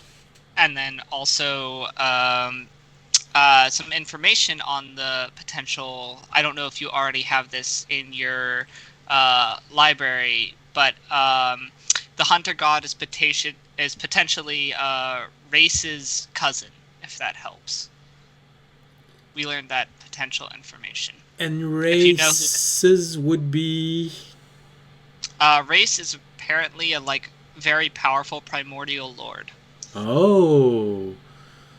Well, that's definitely a place to look for. Alright, I'm gonna take note of this, and we'll see if someone can figure something out with this. Also, before I go, if this is an option, if anyone does find out any information about these, anything, if you could relay that information to me, that'd be great, as I have a personal interest in this cult, as they still have one of my friends as their prisoner. Yes, I've heard two members of the of those who received the coins were taken by them. Yes, of course. I will make a note to include you in the researches. Thank you. Have a good night. Well, I don't really have to sleep, but thank you anyway. I'll turn off the orb and then go to bed. It's not off. I still can look under your bed like this. You forgot to make one hand gesture. Yeah, that... Oh, I'll find a way to turn it off. I'm in his backpack now. Right. It's like, oh god, please don't remove your pants just yet. Oh, no, oh god.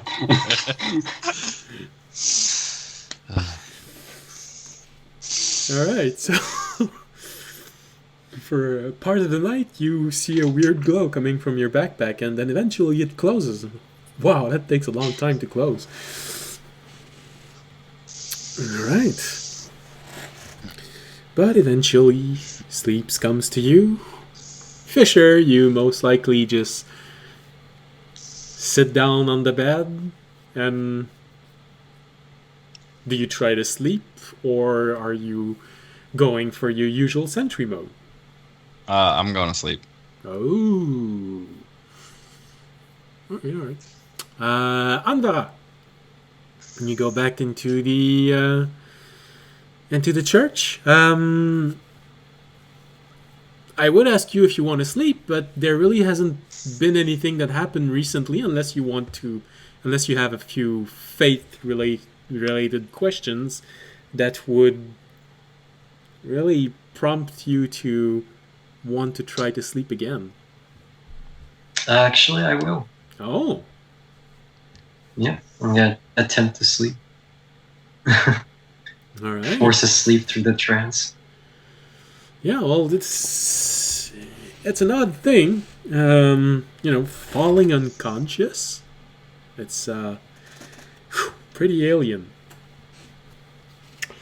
When in Rome. All right. Everyone's sleeping. So you all fall asleep, and a dream actually do come to all of you. Remy, for you, the dream is a bit odd, as in you're used to having very disjointed dreams and people just repeating things that have already been said. So having someone or an image that isn't something you've already seen before is quite odd for you. But you all have this strange feeling. You're in this strange dream. You're around a campfire. You're all alone. So far for you, Remy, that's not unusual. You've been around campfire before, and it happened a few times that you were alone. Look up, there's the moon. The air has a bit of a sweet scent. But when you all look down, and you don't see one another in this dream, you're completely alone. You see this object that you have with you, and it's in front of you, and you look at it, and for a moment you think it's just the wind playing tricks on you, but after a moment you sort of realize that no, there's a sound inside that wind.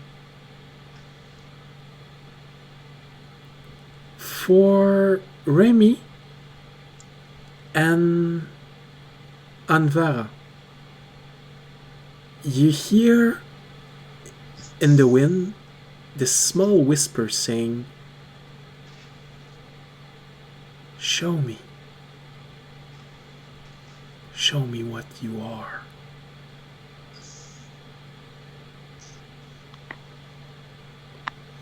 For audience and Fisher,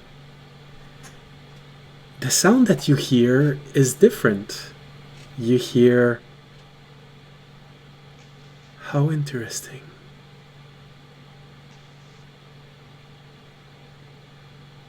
Fisher, you get one last word from this, but you hear the comment of, "How interesting." But is that it?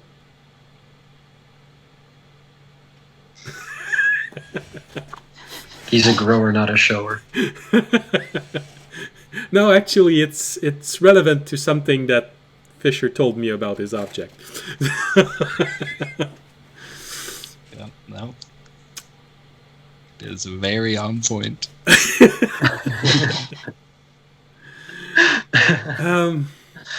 Yeah. Passive perception, baby.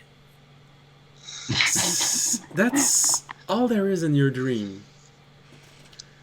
And you all wake up from that dream a bit disoriented. Remy, because it's odd for you to hear something that no one has ever told you before. Anvara, it is short, not very traumatizing, but slightly weird. That's new. So, only in canon, she has dreamed before, though. Yes. Unless the one shot doesn't count. No, the one shot counts. That's why I Okay. said it wasn't traumatizing, because the one shot was Okay. most likely very traumatizing for you. Well, she nearly fucking died, so yeah, of course. But the two other dreams that you've had so far were more weird than traumatizing. All right. And I don't know if you have this question in your mind, but since now they're part of your memories, you can easily revisit any of the dreams that you have through the trance. Okay. You won't be able to change anything from the dream, but you can revisit them at any trance. All right. And that is it. You all wake up in the morning, refreshed. Anvara, you need to pee. And now you've just learned that when you're unconscious, you only feel it when you wake up.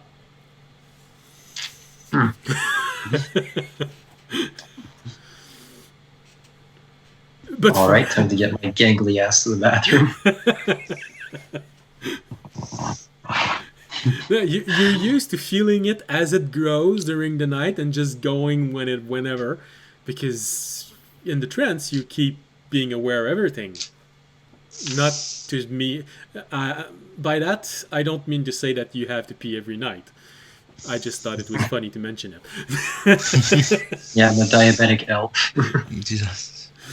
I mean, either that or she starts like noticing a trend. It's like, wait, every time I dream, I have to pee afterwards.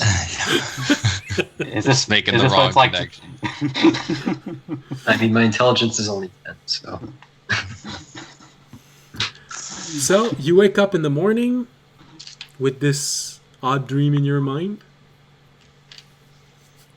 Then for audience, Fisher and Raimi, well, you all wake up pretty early, so probably as soon as you get out the door, it's fairly easy to find each other. Most likely some of you will find themselves in the corridors, or if not, at the first floor of the inn. Anvara, you wake up not in the same place as audience, Fisher and Raimi, so you really have no way of encountering them unless you actually go to them or them come to you. All right. Is there a mirror in this place? Um, Or a looking? yeah, Like that's pond, what yeah.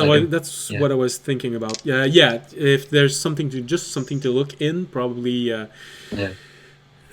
reflecting, not pool, All right. but the bowl. Yeah, that's All right. something you can use to look at yourself. She'll just like look over it into her reflection and just repeat what she heard. Show me what you are. What? Then she winks and kisses herself in the reflection. I'm the audience. Got Splashes him. the water and walks over to the inn. Actually, I'll have like oatmeal before heading out, since I'm still being accommodated. Yeah, sure. And you're an elf, so you eat a little bit less than everyone else. Yeah, oatmeal and apple, as is classic. Audience will be having a larger breakfast at the end. Yeah, and we're fairly close to the ocean, so there's probably some fairly fresh fish. Good, big, hearty fish, tuna. A whole tuna. Jesus. It's a lot of food. Well, it's a dragonborn. Raimi just watches as he devours that large meat. For 1 silver, Jesus. Didn't have to go there. So, Remy, you look at audience eating a fish that is almost as tall as you. Bigger if it's a tuna. Tunas are like... Tunas are big. Tunas are like almost the size of a dolphin. Oh, not as long, but yeah. Yeah, just this wide-eyed look of wonder as he's watching you eat. The DC to figure out Raimi's preferences gets lower by the day. Now he likes fish. Cool. They can be up to 15 feet. Oh, Jesus. I didn't know that they could be as long as 15 feet. That's like the very largest though. I Yeah. think the average is much more around like 10 to 8. Good heavens. So maybe you're All right. having half a tuna? Yeah, not a whole tuna. Alright, so a good modest meal. Well, actually, for Dragonborn, if you're ready to pay 5 silver, you could have a very comfortable meal. And that would really justify such a big fish I'll pay for 5 silver. breakfast. I'll pay 5 silver. I got the money to burn. So you get to the... As you told me, I'm apparently carrying around, what was it, 30 pounds of coins? Almost. Oh, yes. When you walk, it probably sounds like a piggy bank. You already have disadvantage on stealth, but if you didn't have, I think I would start imposing it. So, yeah, you should probably change that into something a little bit more practical to haul around. Should I not be having 600 copper? Is that too much? I'd say you could probably change half of that for the smallest gem you could find. It's much easier to log around. Oh, I totally forgot. Wow, actually, did I forget? I don't Let's know. see if I forgot. I'm now checking to see if I forgot. All right, so you see Raimi watch audience eat with delight in his eyes, just taking one bite of a tuna piece when he thinks that audience isn't looking.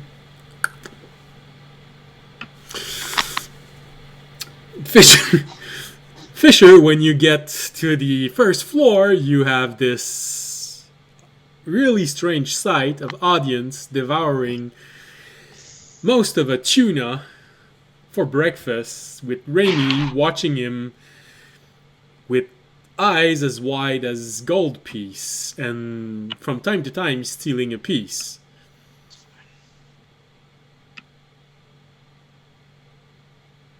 Okay. I guess I'll go join them. Sit down. He's starting to get used to audience. Yeah, that's him eating a tuna.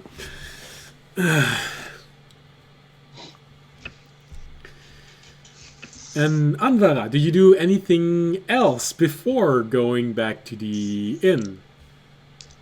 Say a little prayer and be on my way. All right. Then you will most likely arrive before he finishes eating, his very large meal. And you'd probably get there at the right moment for that. When you look at this, you think to yourself,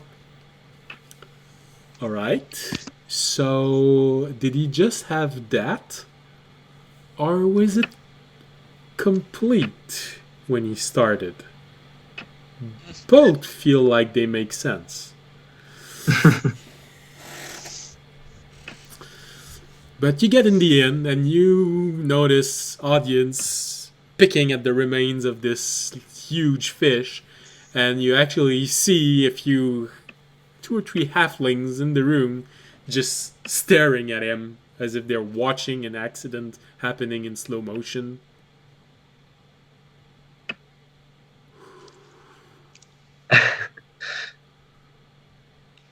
And then they look at their own plate, and then they look back at his plate.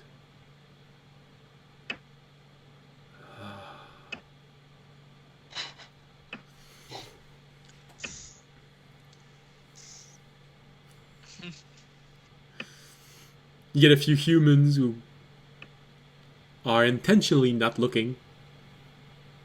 With your passive perception, it's easy to see that they're intentionally not looking. Like as audience finishes, like Raimi just kind of like starts clapping.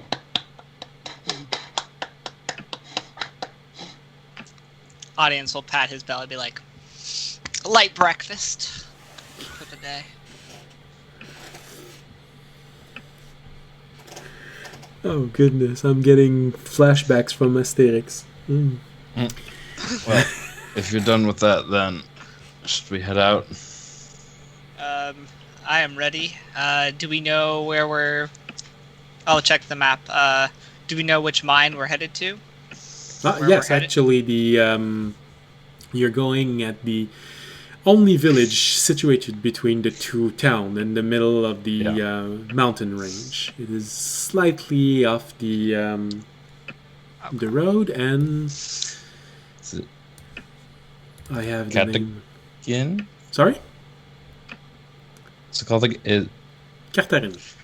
Kartarin. Yeah. Okay. Okay. I'll be like, yes, ready when you are.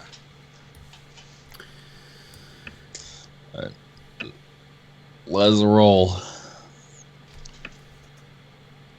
You hear someone whisper in the room, say, "Yeah, he's probably gonna be able to roll a ham after eating that." And you see a halfling get out of the inn and go away.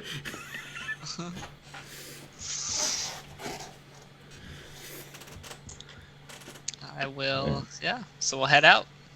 All right.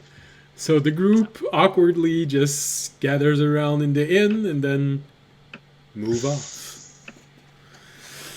Most likely filling all of their water skin at the village well, and then start moving off toward the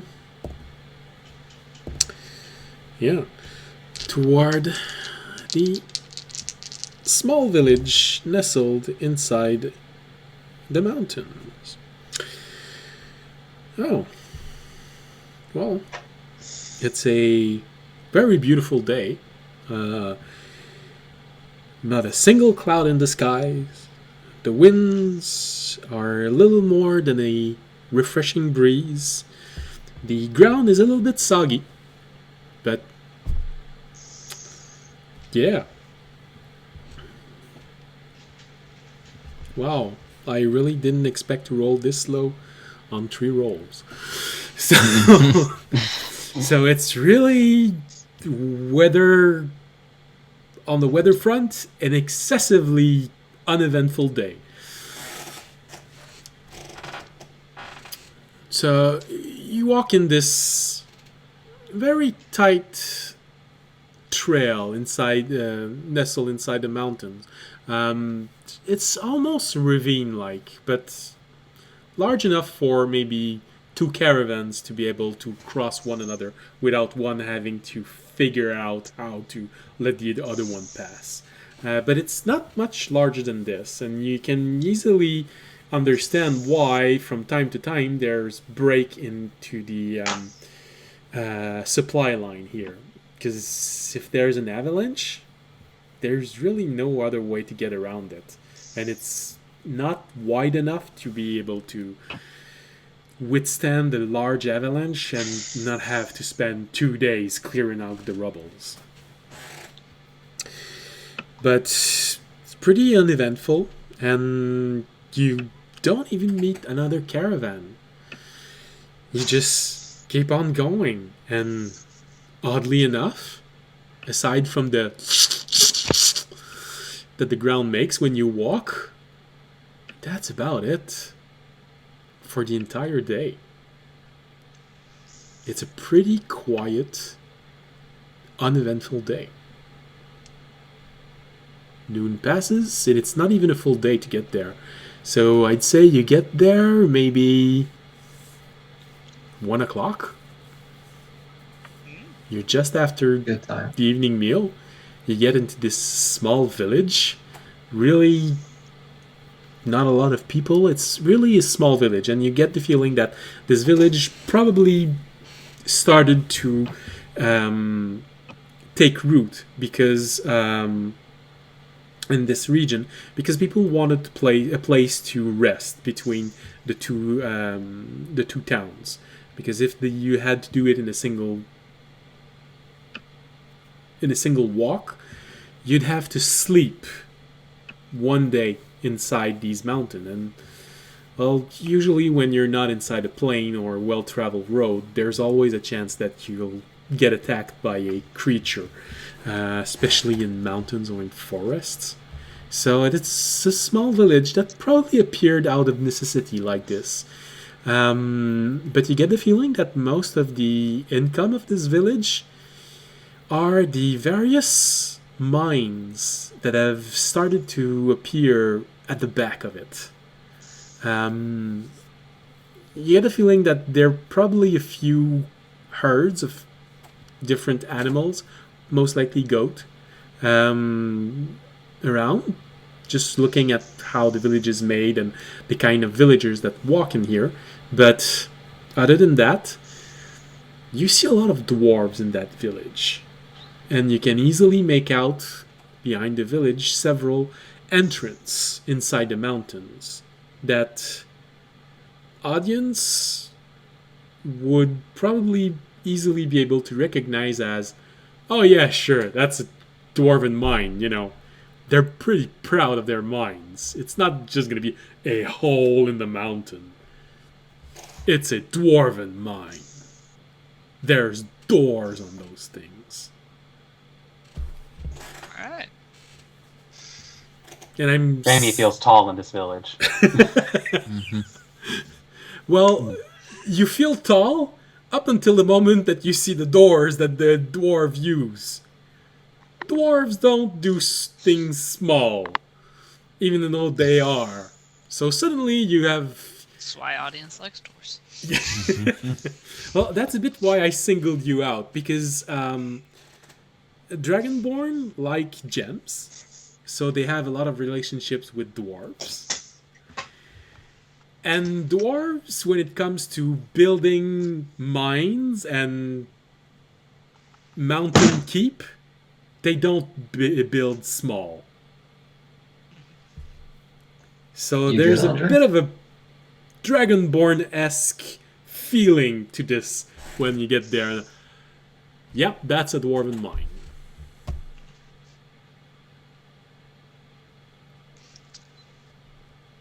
Upon reaching it, I'd turn to the rest of the party. I'd be like, well, it's early enough. If you want to go kill some Umber Hulk, we could probably be done before the evening meal. Is this Gothican? Yes. Okay. Kartarin. Yeah. Because Raimi has what you hid just said himself was the name of a behind movie. So what did Raimi want to do? So it's like at the mention of that, Raimi is now hidden behind Fisher again. Maybe we ask around a little bit first. Get some intel, possibly. I'm not sure how much we're gonna get. Cyril told me that usually people don't remember a lot when they encounter them, but you know, anything helps. All right. How about we convene in an hour back here? We can go ask around, see what we can find. Okay, yeah. I'm cool with that. Awesome. Uh-huh. Audience will walk off towards the giant doors. I am not going to walk around a dwarven village as a lone elf, so I'm gonna chill with the audience while we do this. Well, there are also humans. Oh, It's okay. not the I'm just exclusively dwarven village. There are humans. Where there are humans, you will most likely find half human, so either half elf or half orcs. And, well, in the case here, not a lot of halflings because they're usually more agrarian base. I think I'm using the right word. So herding, a bit less their cup of tea. All right. Cool. I'll go on solo then. All right. So you all break formation and you all try and find some information. Alright, so... anyone trying to look around for information? I'd say, depending on what you want to do, if you just want to look around and see if you can find someone that looks like they might know something, that will be perception. But if you actively want to start questioning everyone you can find, that's going to be investigation. I will start asking. Then Investigating, as you would. That is a 19. All right.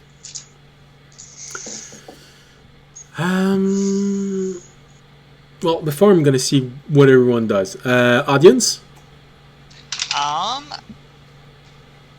Yeah. Audience is more interested in the doors. He got a 7. So he is thoroughly investigating the doors. Good sturdy doors. Yeah. Anvara? Flat 16 on investigation. Investigation. All right. Yep. Remy? Raimi already knows what'll happen if he tries asking people around, so he's going to... Although he got a 26 perception, so... Whew, wow. Well... Alright. So, audience, like I said, nice doors. There's some pretty interesting jewel work also on the doors. And they're placed high enough that it would be hard for a greedy human to go and steal them. Good thing I'm taller than a human. No, I'm not trying to steal. Let's not start an encounter like this. No,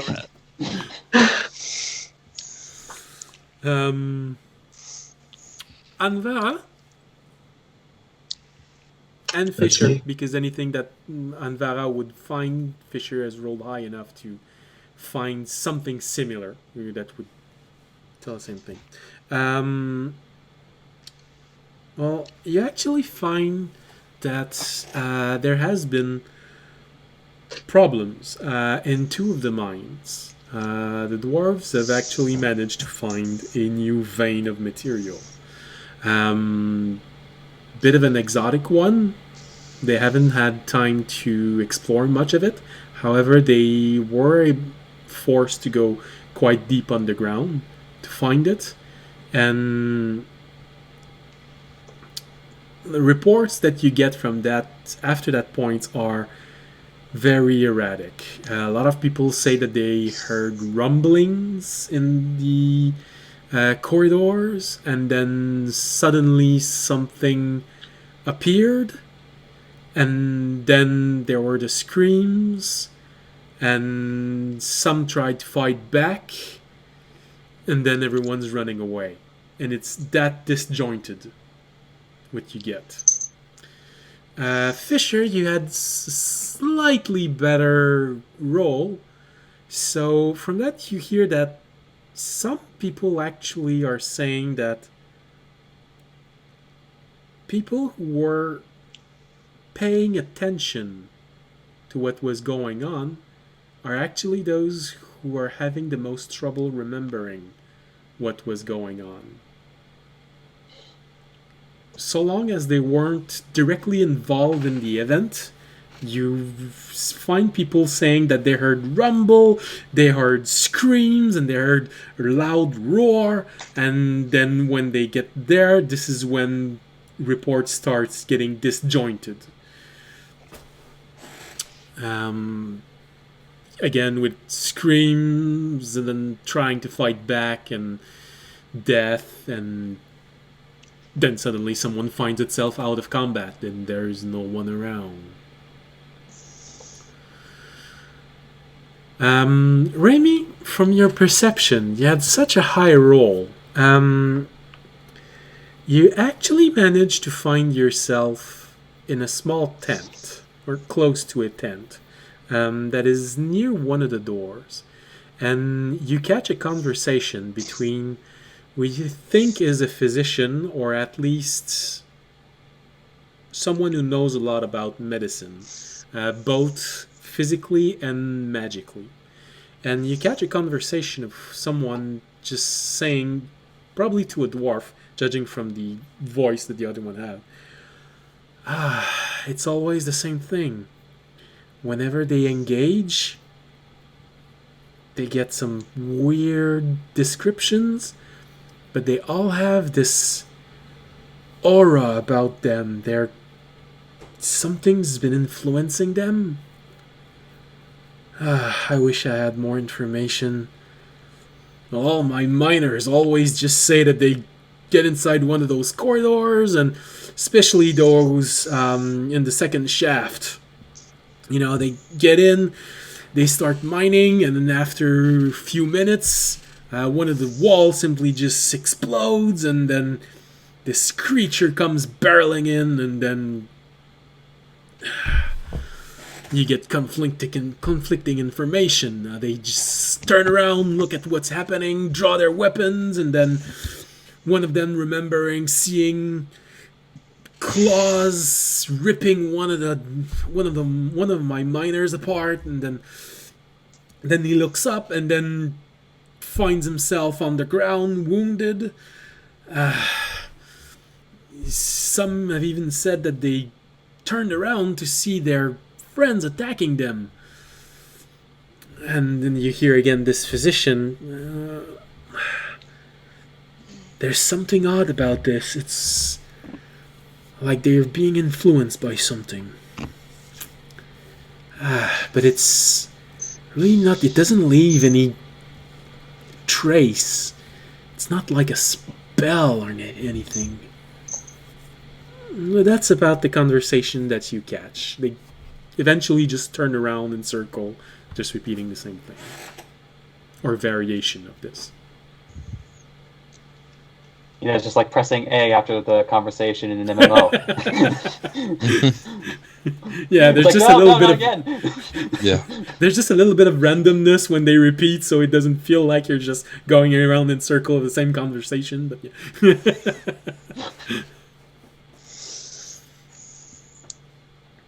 So the hour pass, and you all gather up. As you said, you find audience still staring at the door. They have good doors here. Firm stuff. That they do. Find anything relevant? Well, audience, you did find that there seems to be 3 sets of doors. I'll tell Fish that. I'll be like, there are actually 3 sets of doors. Each one most likely leading to a different shaft. Each one leads to a different shaft, so more doors. Is he just standing in front of 3 sets of doors? Yeah. Like right next to each other? Well, they're not completely next to each other, but from where you are right now, looking, you are able to make out 3 sets of doors. Sturdy doors. But maybe they're, 200 feet apart. But you can easily see 200 feet away, so... Yeah. These doors here, though. These doors, they're my favorite of the 3. Are they? So I know the people I talked to, you said they specified 2 of the tunnel or the mines that were having these attacks. Did you say what 2? No, he said that the attacks were more common in one of the shaft, but he didn't say that they only occurred in that shaft. Okay. And did he specify which shaft that was? Well, he said his it was in the second shaft of where he is, but you don't know actually which of the 3 doors is the mine he is working in. Well, one of the guys I talked to said the attacks were more Oh, like shaft inside. Like there are three mines. Yeah. So And you then, know one of the those second three. shaft in one of the mines. Yeah. Okay. So you know that Information in when you one of have, you those. don't know which shaft, but it is a shaft. So you know that in one of the three mines there are more attacks, and specifically in that portion of one of the mines. But you don't know Okay. which one of the three it is. You didn't know there were three doors. Mm-hmm. Okay. What makes you think this one's the one? Oh, I don't know if this is the one where they are. I'm just saying this one's my favorite. Oh, okay. Just aesthetically. Yes. Excuse me. You do notice that this door has the Yes. And nicest arrangement of gems on it, you know. No, I actually had something in my throat. I wasn't. Suddenly, the voice of a very gruff dwarven voice goes, second shaft, second shaft, second shaft. I will turn around and seeing Raimi go. Yeah, I heard that too, from one of the people I talked to. Although I'm not sure which mine he was in. Do any of the doors seem more guarded than any other? Not from the outside, no. Hmm. Right now, they all look closed, and it's only 2:00, about 2:30 maybe o'clock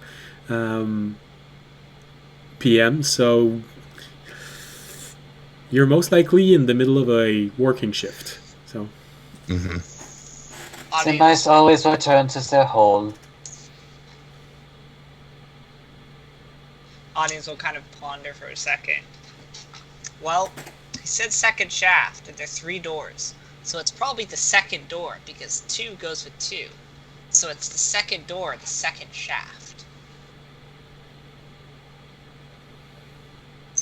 Are you trying to put logic to the fact that you like this door more because it's got more gems in it?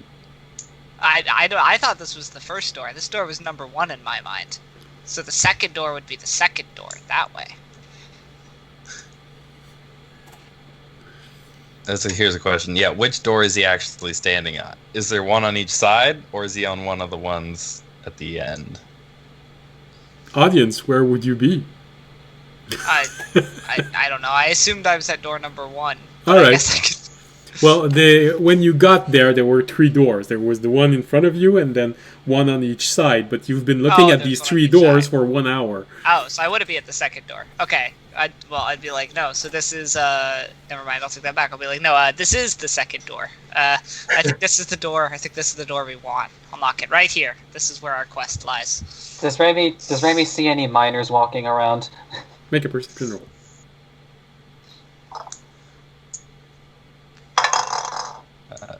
Two silver, you're wrong, audience. 15? 15. You look around, and you see one dwarf that is sleeping just beside an empty cart. That's the only dwarf that you see in the immediate vicinity. He seems to be just falling asleep on the cart. And, Raimi will put in the image of this sleeping dwarf, but then also make a cling cling sound as though metal is being struck against stone. Audience will take Fisher's bet of the 2 silver. That he is right. All right. So what do you all do?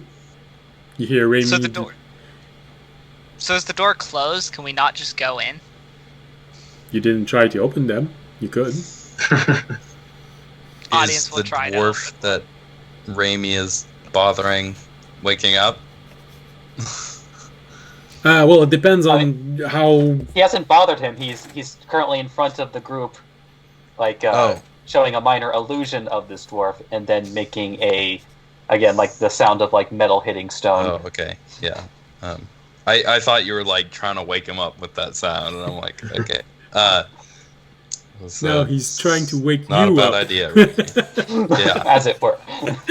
I will go over to that dwarf. As Fisher And- goes over, audience is gonna try the door just to see. So you'd go for the middle door. Is that it? Yes. All Well, right. the door I'm in front of. All right. So, audience, I'd say make a strength roll to see if you can open these doors. They're Alright. pretty thick. 16. 16. It takes a lot. But as a dragonborn, it takes a lot also for you to give up. So you see audience go toward the door and then grabs whatever seems to be like something that you could grab to open the door and start pulling and pulling, and it's moving slightly. But after a few moments, any human would have given up and tried to look for something else, but the door is moving. It's just moving 1 inch at a time. So, does audience keeps pulling on the door until they're completely open, or does he eventually give up and try to find a better way to open the door? Nope, he'd keep pulling. If they were moving, he'd keep pulling. I knew you'd say that. And Vara will attempt to aid the scaly weakling. You can go ahead, make a strength roll. Oh, goddamn, that's gonna be a 6. Calling me the weakling. So I grabbed your tail and try to pull you, like, back. Yeah. Do Dragonborns have tails? no, Yeah, no, they you do. don't. No? No. No. Wrong picture. I am working on a variant version of the Dragonborn, but if you meet them, it will not be during this quest. But you try and help audience, and you start pulling on the door, and audience, you have this same thought that a lot of people do when they want to mock someone. Feels like I'm the only one pulling this. What are you doing? You see her, she's pulling, but from your point of view, you barely feel the difference. Audience is gonna mutter string bean arms, but that's it.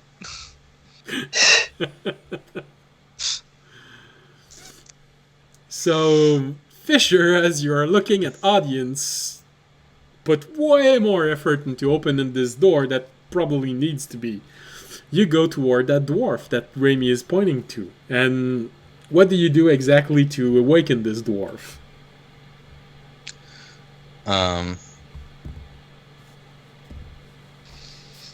I'll walk up and nudge him with my foot. Alright. Oh, wow. You nudge him and he falls, but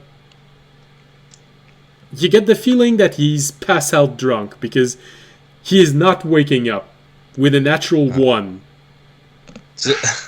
So you just push him, and then suddenly you see the cart moves a bit away and falls around and...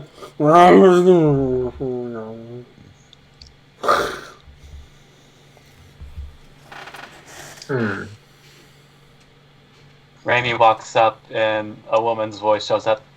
Hey there, big boy. Are you looking for a good time? I think. No more reaction. Are you trying to say he already had his good time, and that's why he's not waking up, Raimi? With not a natural you might be 1, right but on that also one. a very, very low roll. No, that is not enough to awaken him. He does not perceive you in his drunken state. Can I attempt to imitate the sound of a bottle being opened, like a... or some shit?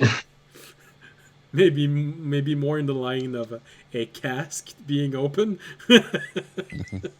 Has Like in his history, would Raimi have been exposed to any explosions? It depends on how violent the poachers that you were with were. I was gonna say, can I just like grab him by like the front of his tunic or whatever, and just kind of lift him up onto his feet and shake him a bit? Yeah, you can. Of course. It's a dwarf. It's not a rock, although some would argue that it's very similar. It's as close as a person's gonna get to a rock. So as you hear this cacophony of grinding metal as the door slowly opens, you manage to lift the dwarf on his feet. Come on, wake up!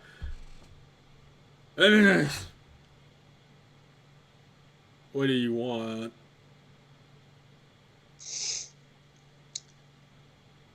Which mine is everybody dying in? Tactful. The one that the two people working to open the door are probably gonna die in very soon. Nuts. Damn. Gotta Well, that's not remember. recurring. theme. I'll go. That's- Thank you. And I even Let gave him you a go. chance. I rolled to see which one it was, and it was the middle one. 2 always goes with 2. Second door goes to the second shack. Don't Well, mess with audience logic. Actually, I rolled a 3 on a d6, but still. Audience- I mean, like, if Raimi had more communicative skills, like, he could explain why that logic could be fallacy. But, you know. it's not saying it's right. He's just saying It's not it wrong. happened to be right. There's a huge Okay. difference. Yeah, I'll release the dwarf and then You just Go, let him go back and say, and you see him rummage around for something, and then oh no, it's empty. Oh. actually I'll turn back to him and go like, "Do you have a foreman here?" Why? We're with OSHA. Like, in audience's voice, are we not adventurers? I don't know. I don't know you. We're looking to hunt down what we believe is attacking everybody in the mines. Oh yeah, and just follow the two dumbass. They're trying to open the door. You'll find it. And he points to Warden Vara and audience, pulling as hard as they can on the door. I'm pushing. How do you guys open the door? It Or how are takes you a... supposed to open the door? there's this mechanism over there that you just pull it and the weight will go down and it will open the door, and after that you just have to reset it from inside. You saying it's working right now?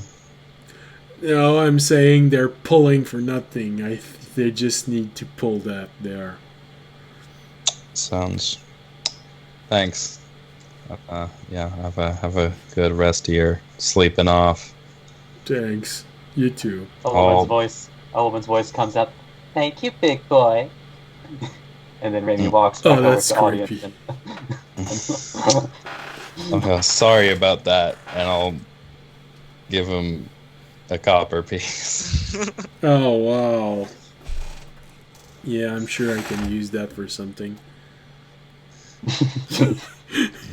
You see him just go under his beard, and you're not sure if he's leaving it in his beard or is tucking it in a pocket under his beard, but when the hand comes out, there's no more coin in it.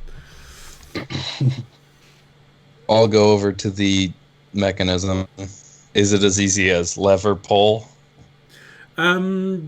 Yes and no, in the sense that for you it's as easy as activating the mechanism, but it's more complex than that. It's more like what you're doing is that you're releasing a weight that's slowly going to fall down, and the weight is going to open the door. And from what he says, the way to counter this is inside. So I'll just I'll walk up to it. I'll go, "Hey, audience." Yeah. You're almost halfway there. You know, there's just enough space for someone to squeeze in. You'd probably be able to shove Anvara in there because she's the thinnest of the group. You're an Double elf. or nothing. I can open this door faster than you can. You might want to intelligence roll that one. Or you can if you want to. I'm actually just gonna roll perception to see. Yeah, if I yeah, notice that's the what I was lever gonna is say, because standing I'm not close to- holding it. I'm casually standing in front of it. That's right. So I'm it still would gonna be roll perception perception. and not intelligence. Still rolling perception. I rolled an 18. 18, that's pretty good. You do notice that he is standing right next to a strange mechanism. There is a rod holding down a chain that goes up higher, and the chain seems to enter inside the mountain. Okay, now I am gonna roll intelligence. I'm gonna- Like he sees it, but does he understand Okay, it? now that's actually good enough. I'm gonna go no. Did I win? Did I win? Yeah, I'll activate it. What about you, Anvara? Did you want to try to see if you could, if you wanted to take the bet before audience said anything? I'm just gonna look at the door and be like, if my god is there with me, he'll open the door for us.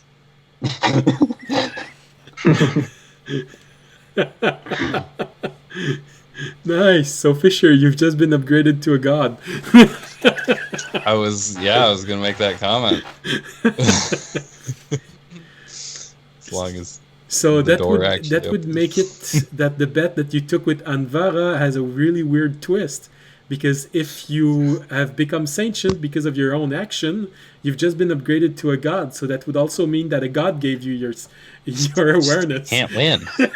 Sailor nod, buddy, right now. All right, so you go to the mechanism, you pull the lever, and you see the chain slowly starting to move, and the middle door slowly opens. No, we're not updating. No. What a time. Was there someone in chat asking if you were going to upgrade him into a god? No. How is that? No, just someone asking how that cookie is.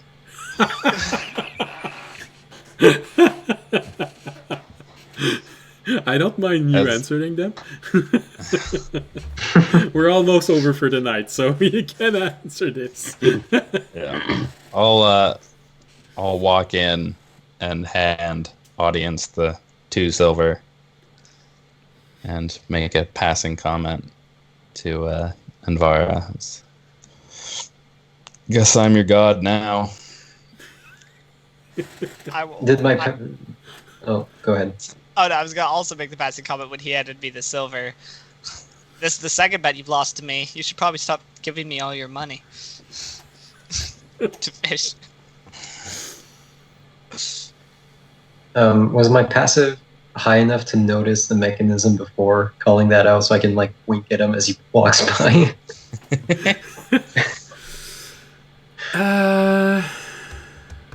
Your passive is 15? 15. Yeah, I'd say yes. nice. 15 is pretty good. You notice a lot of things with that. Just grabs a holy symbol, kisses it, winks at the fish, and just keeps... Incidentally, is Anvara still like pulling on audience's tail? I don't have a tail. He doesn't have All right, we had that discussion. Never mind. Apparently it's up to flavor. Yeah, well, the player's handbook describes Dragonborn as being tailless and wingless. I will say that in Wildermunt, they do create a variety of Dragonborn with tails. Yeah. I mean, I don't care about the tail. If you want to give me wings and flight speed, I'm okay with it. No, Yeah, No, just you need a get feat free. no for flight that. speed. Can't wear armor. Well- Direct. For a Damn, dragon, I'd say it doesn't make sense to have a tail if you don't have wings, because the tail usually acts as a stabilizer when you fly. So Well, technically, from what I understand, dragons and dragonborn actually come from a unique origin. It's just like more of a coincidence. But well, yes and no, but yeah, I know what you mean. But it depends, because I've been playing Dungeon Master since 2nd edition.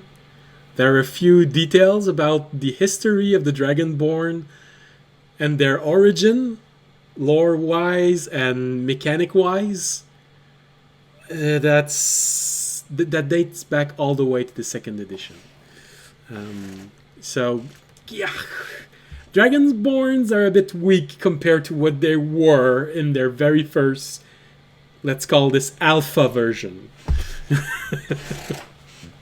anyway, All right. So, you manage to open the door, and you have a very wide, very clean hallway in front of you. You actually do see a few dwarves working in it. They're mostly hauling carts from one opening to the next. None of them is actually coming toward the door. But there are a few rails on the ground going further down, and a few embranchment going left and right.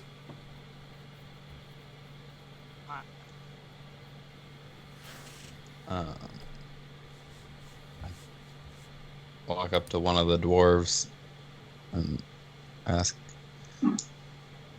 is there a foreman around here?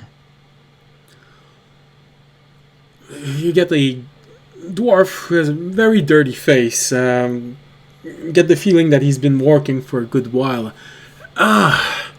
Is it the end of the day already? Sorry.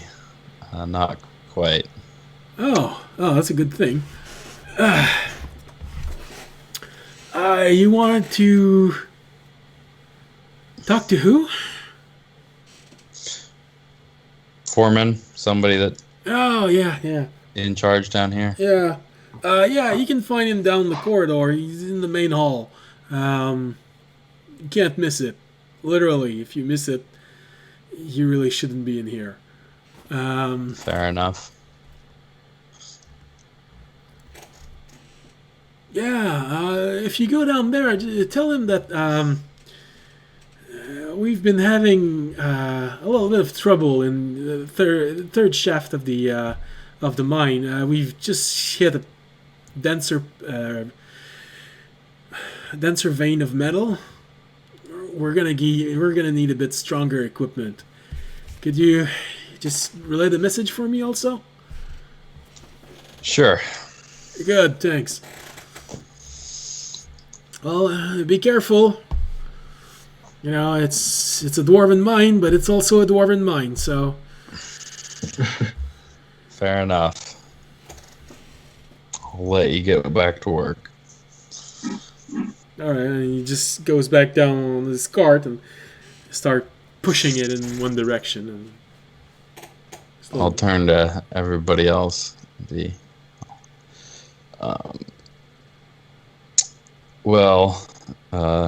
Audience, if I am going to keep losing money to you, I was thinking maybe we go to the foreman here and see if we might be able to get monetarily compensated for dealing with an Umber Hulk or two. I shrug. If you want, Yeah. I'm just here for the glory. at the mention of two, Raimi has hid behind audience. And there's a little pebble of turd who falls on the ground. Lays an egg right there. Choose.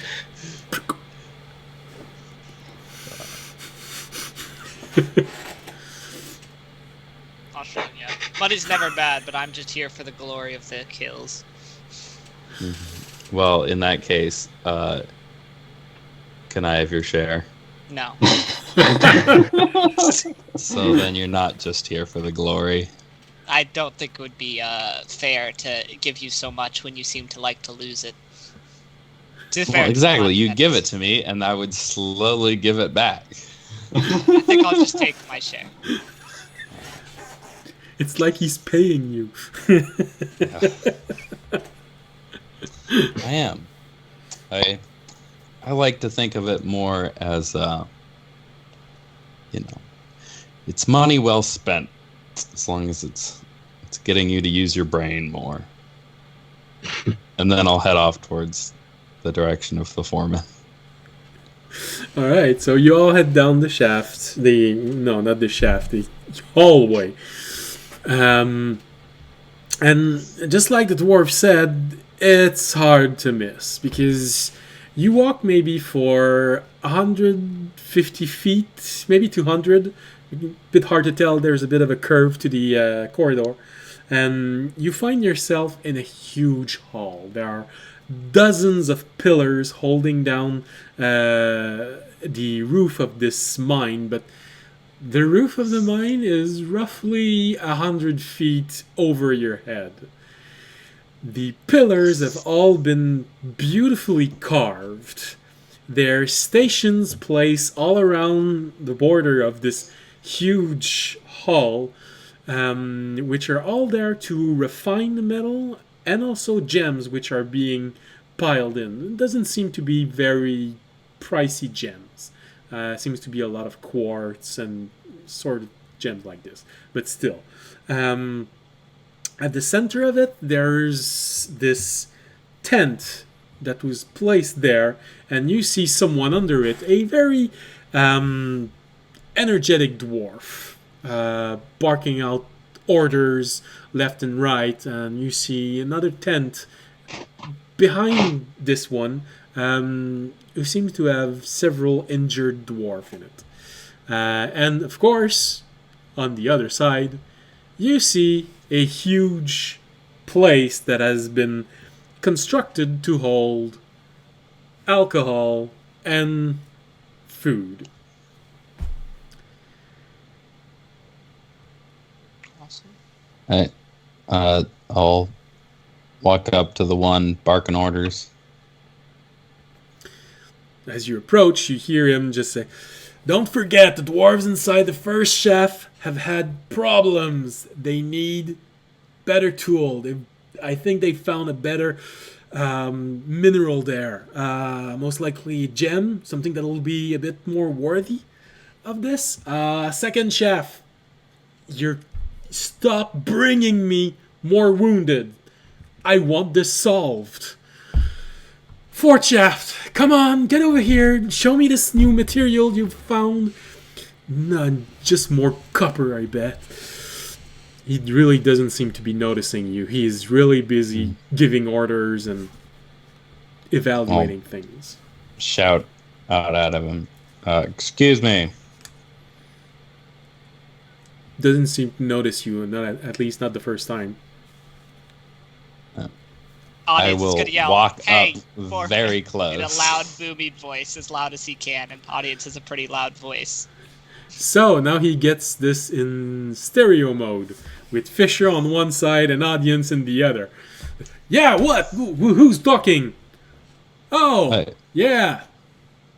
I'll let Fisher go ahead after that. I just wanted to get to his attention. Two things. First, one of your workers we met on the way here said they're going to need better equipment in the third mine shaft because they hit something that they're having trouble getting through. Second, I heard you were asking for a solution to the problem in the second shaft. Yes. I think we may be able to help with that. And that's a very nice place to end the stream.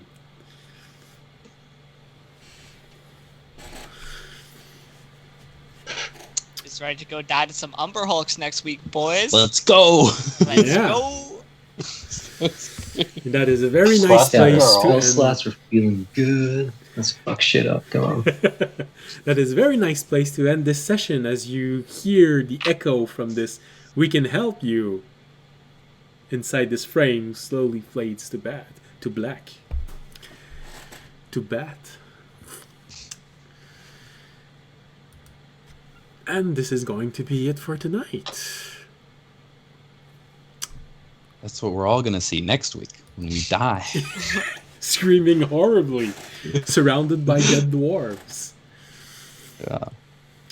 So, well, I hope you enjoyed the show. I hope we will find you next week to see how this all ends. Hopefully not too bad, but you never know. Until then, if you enjoyed the show, you can support us by following us on Twitter, Twitch, and YouTube. You can also leave a comment on YouTube. It's always nice to read those. You can also support us by making a donation, becoming a Patreon, or just spreading the word about this channel. Because the more people there are, well, the more activity you can get in the chat, and the more fun a community becomes. So, until next Wednesday, stay safe, stay healthy, because this virus is not letting up. So, have a good week and see you all next Wednesday. Bye. See you all. Bye.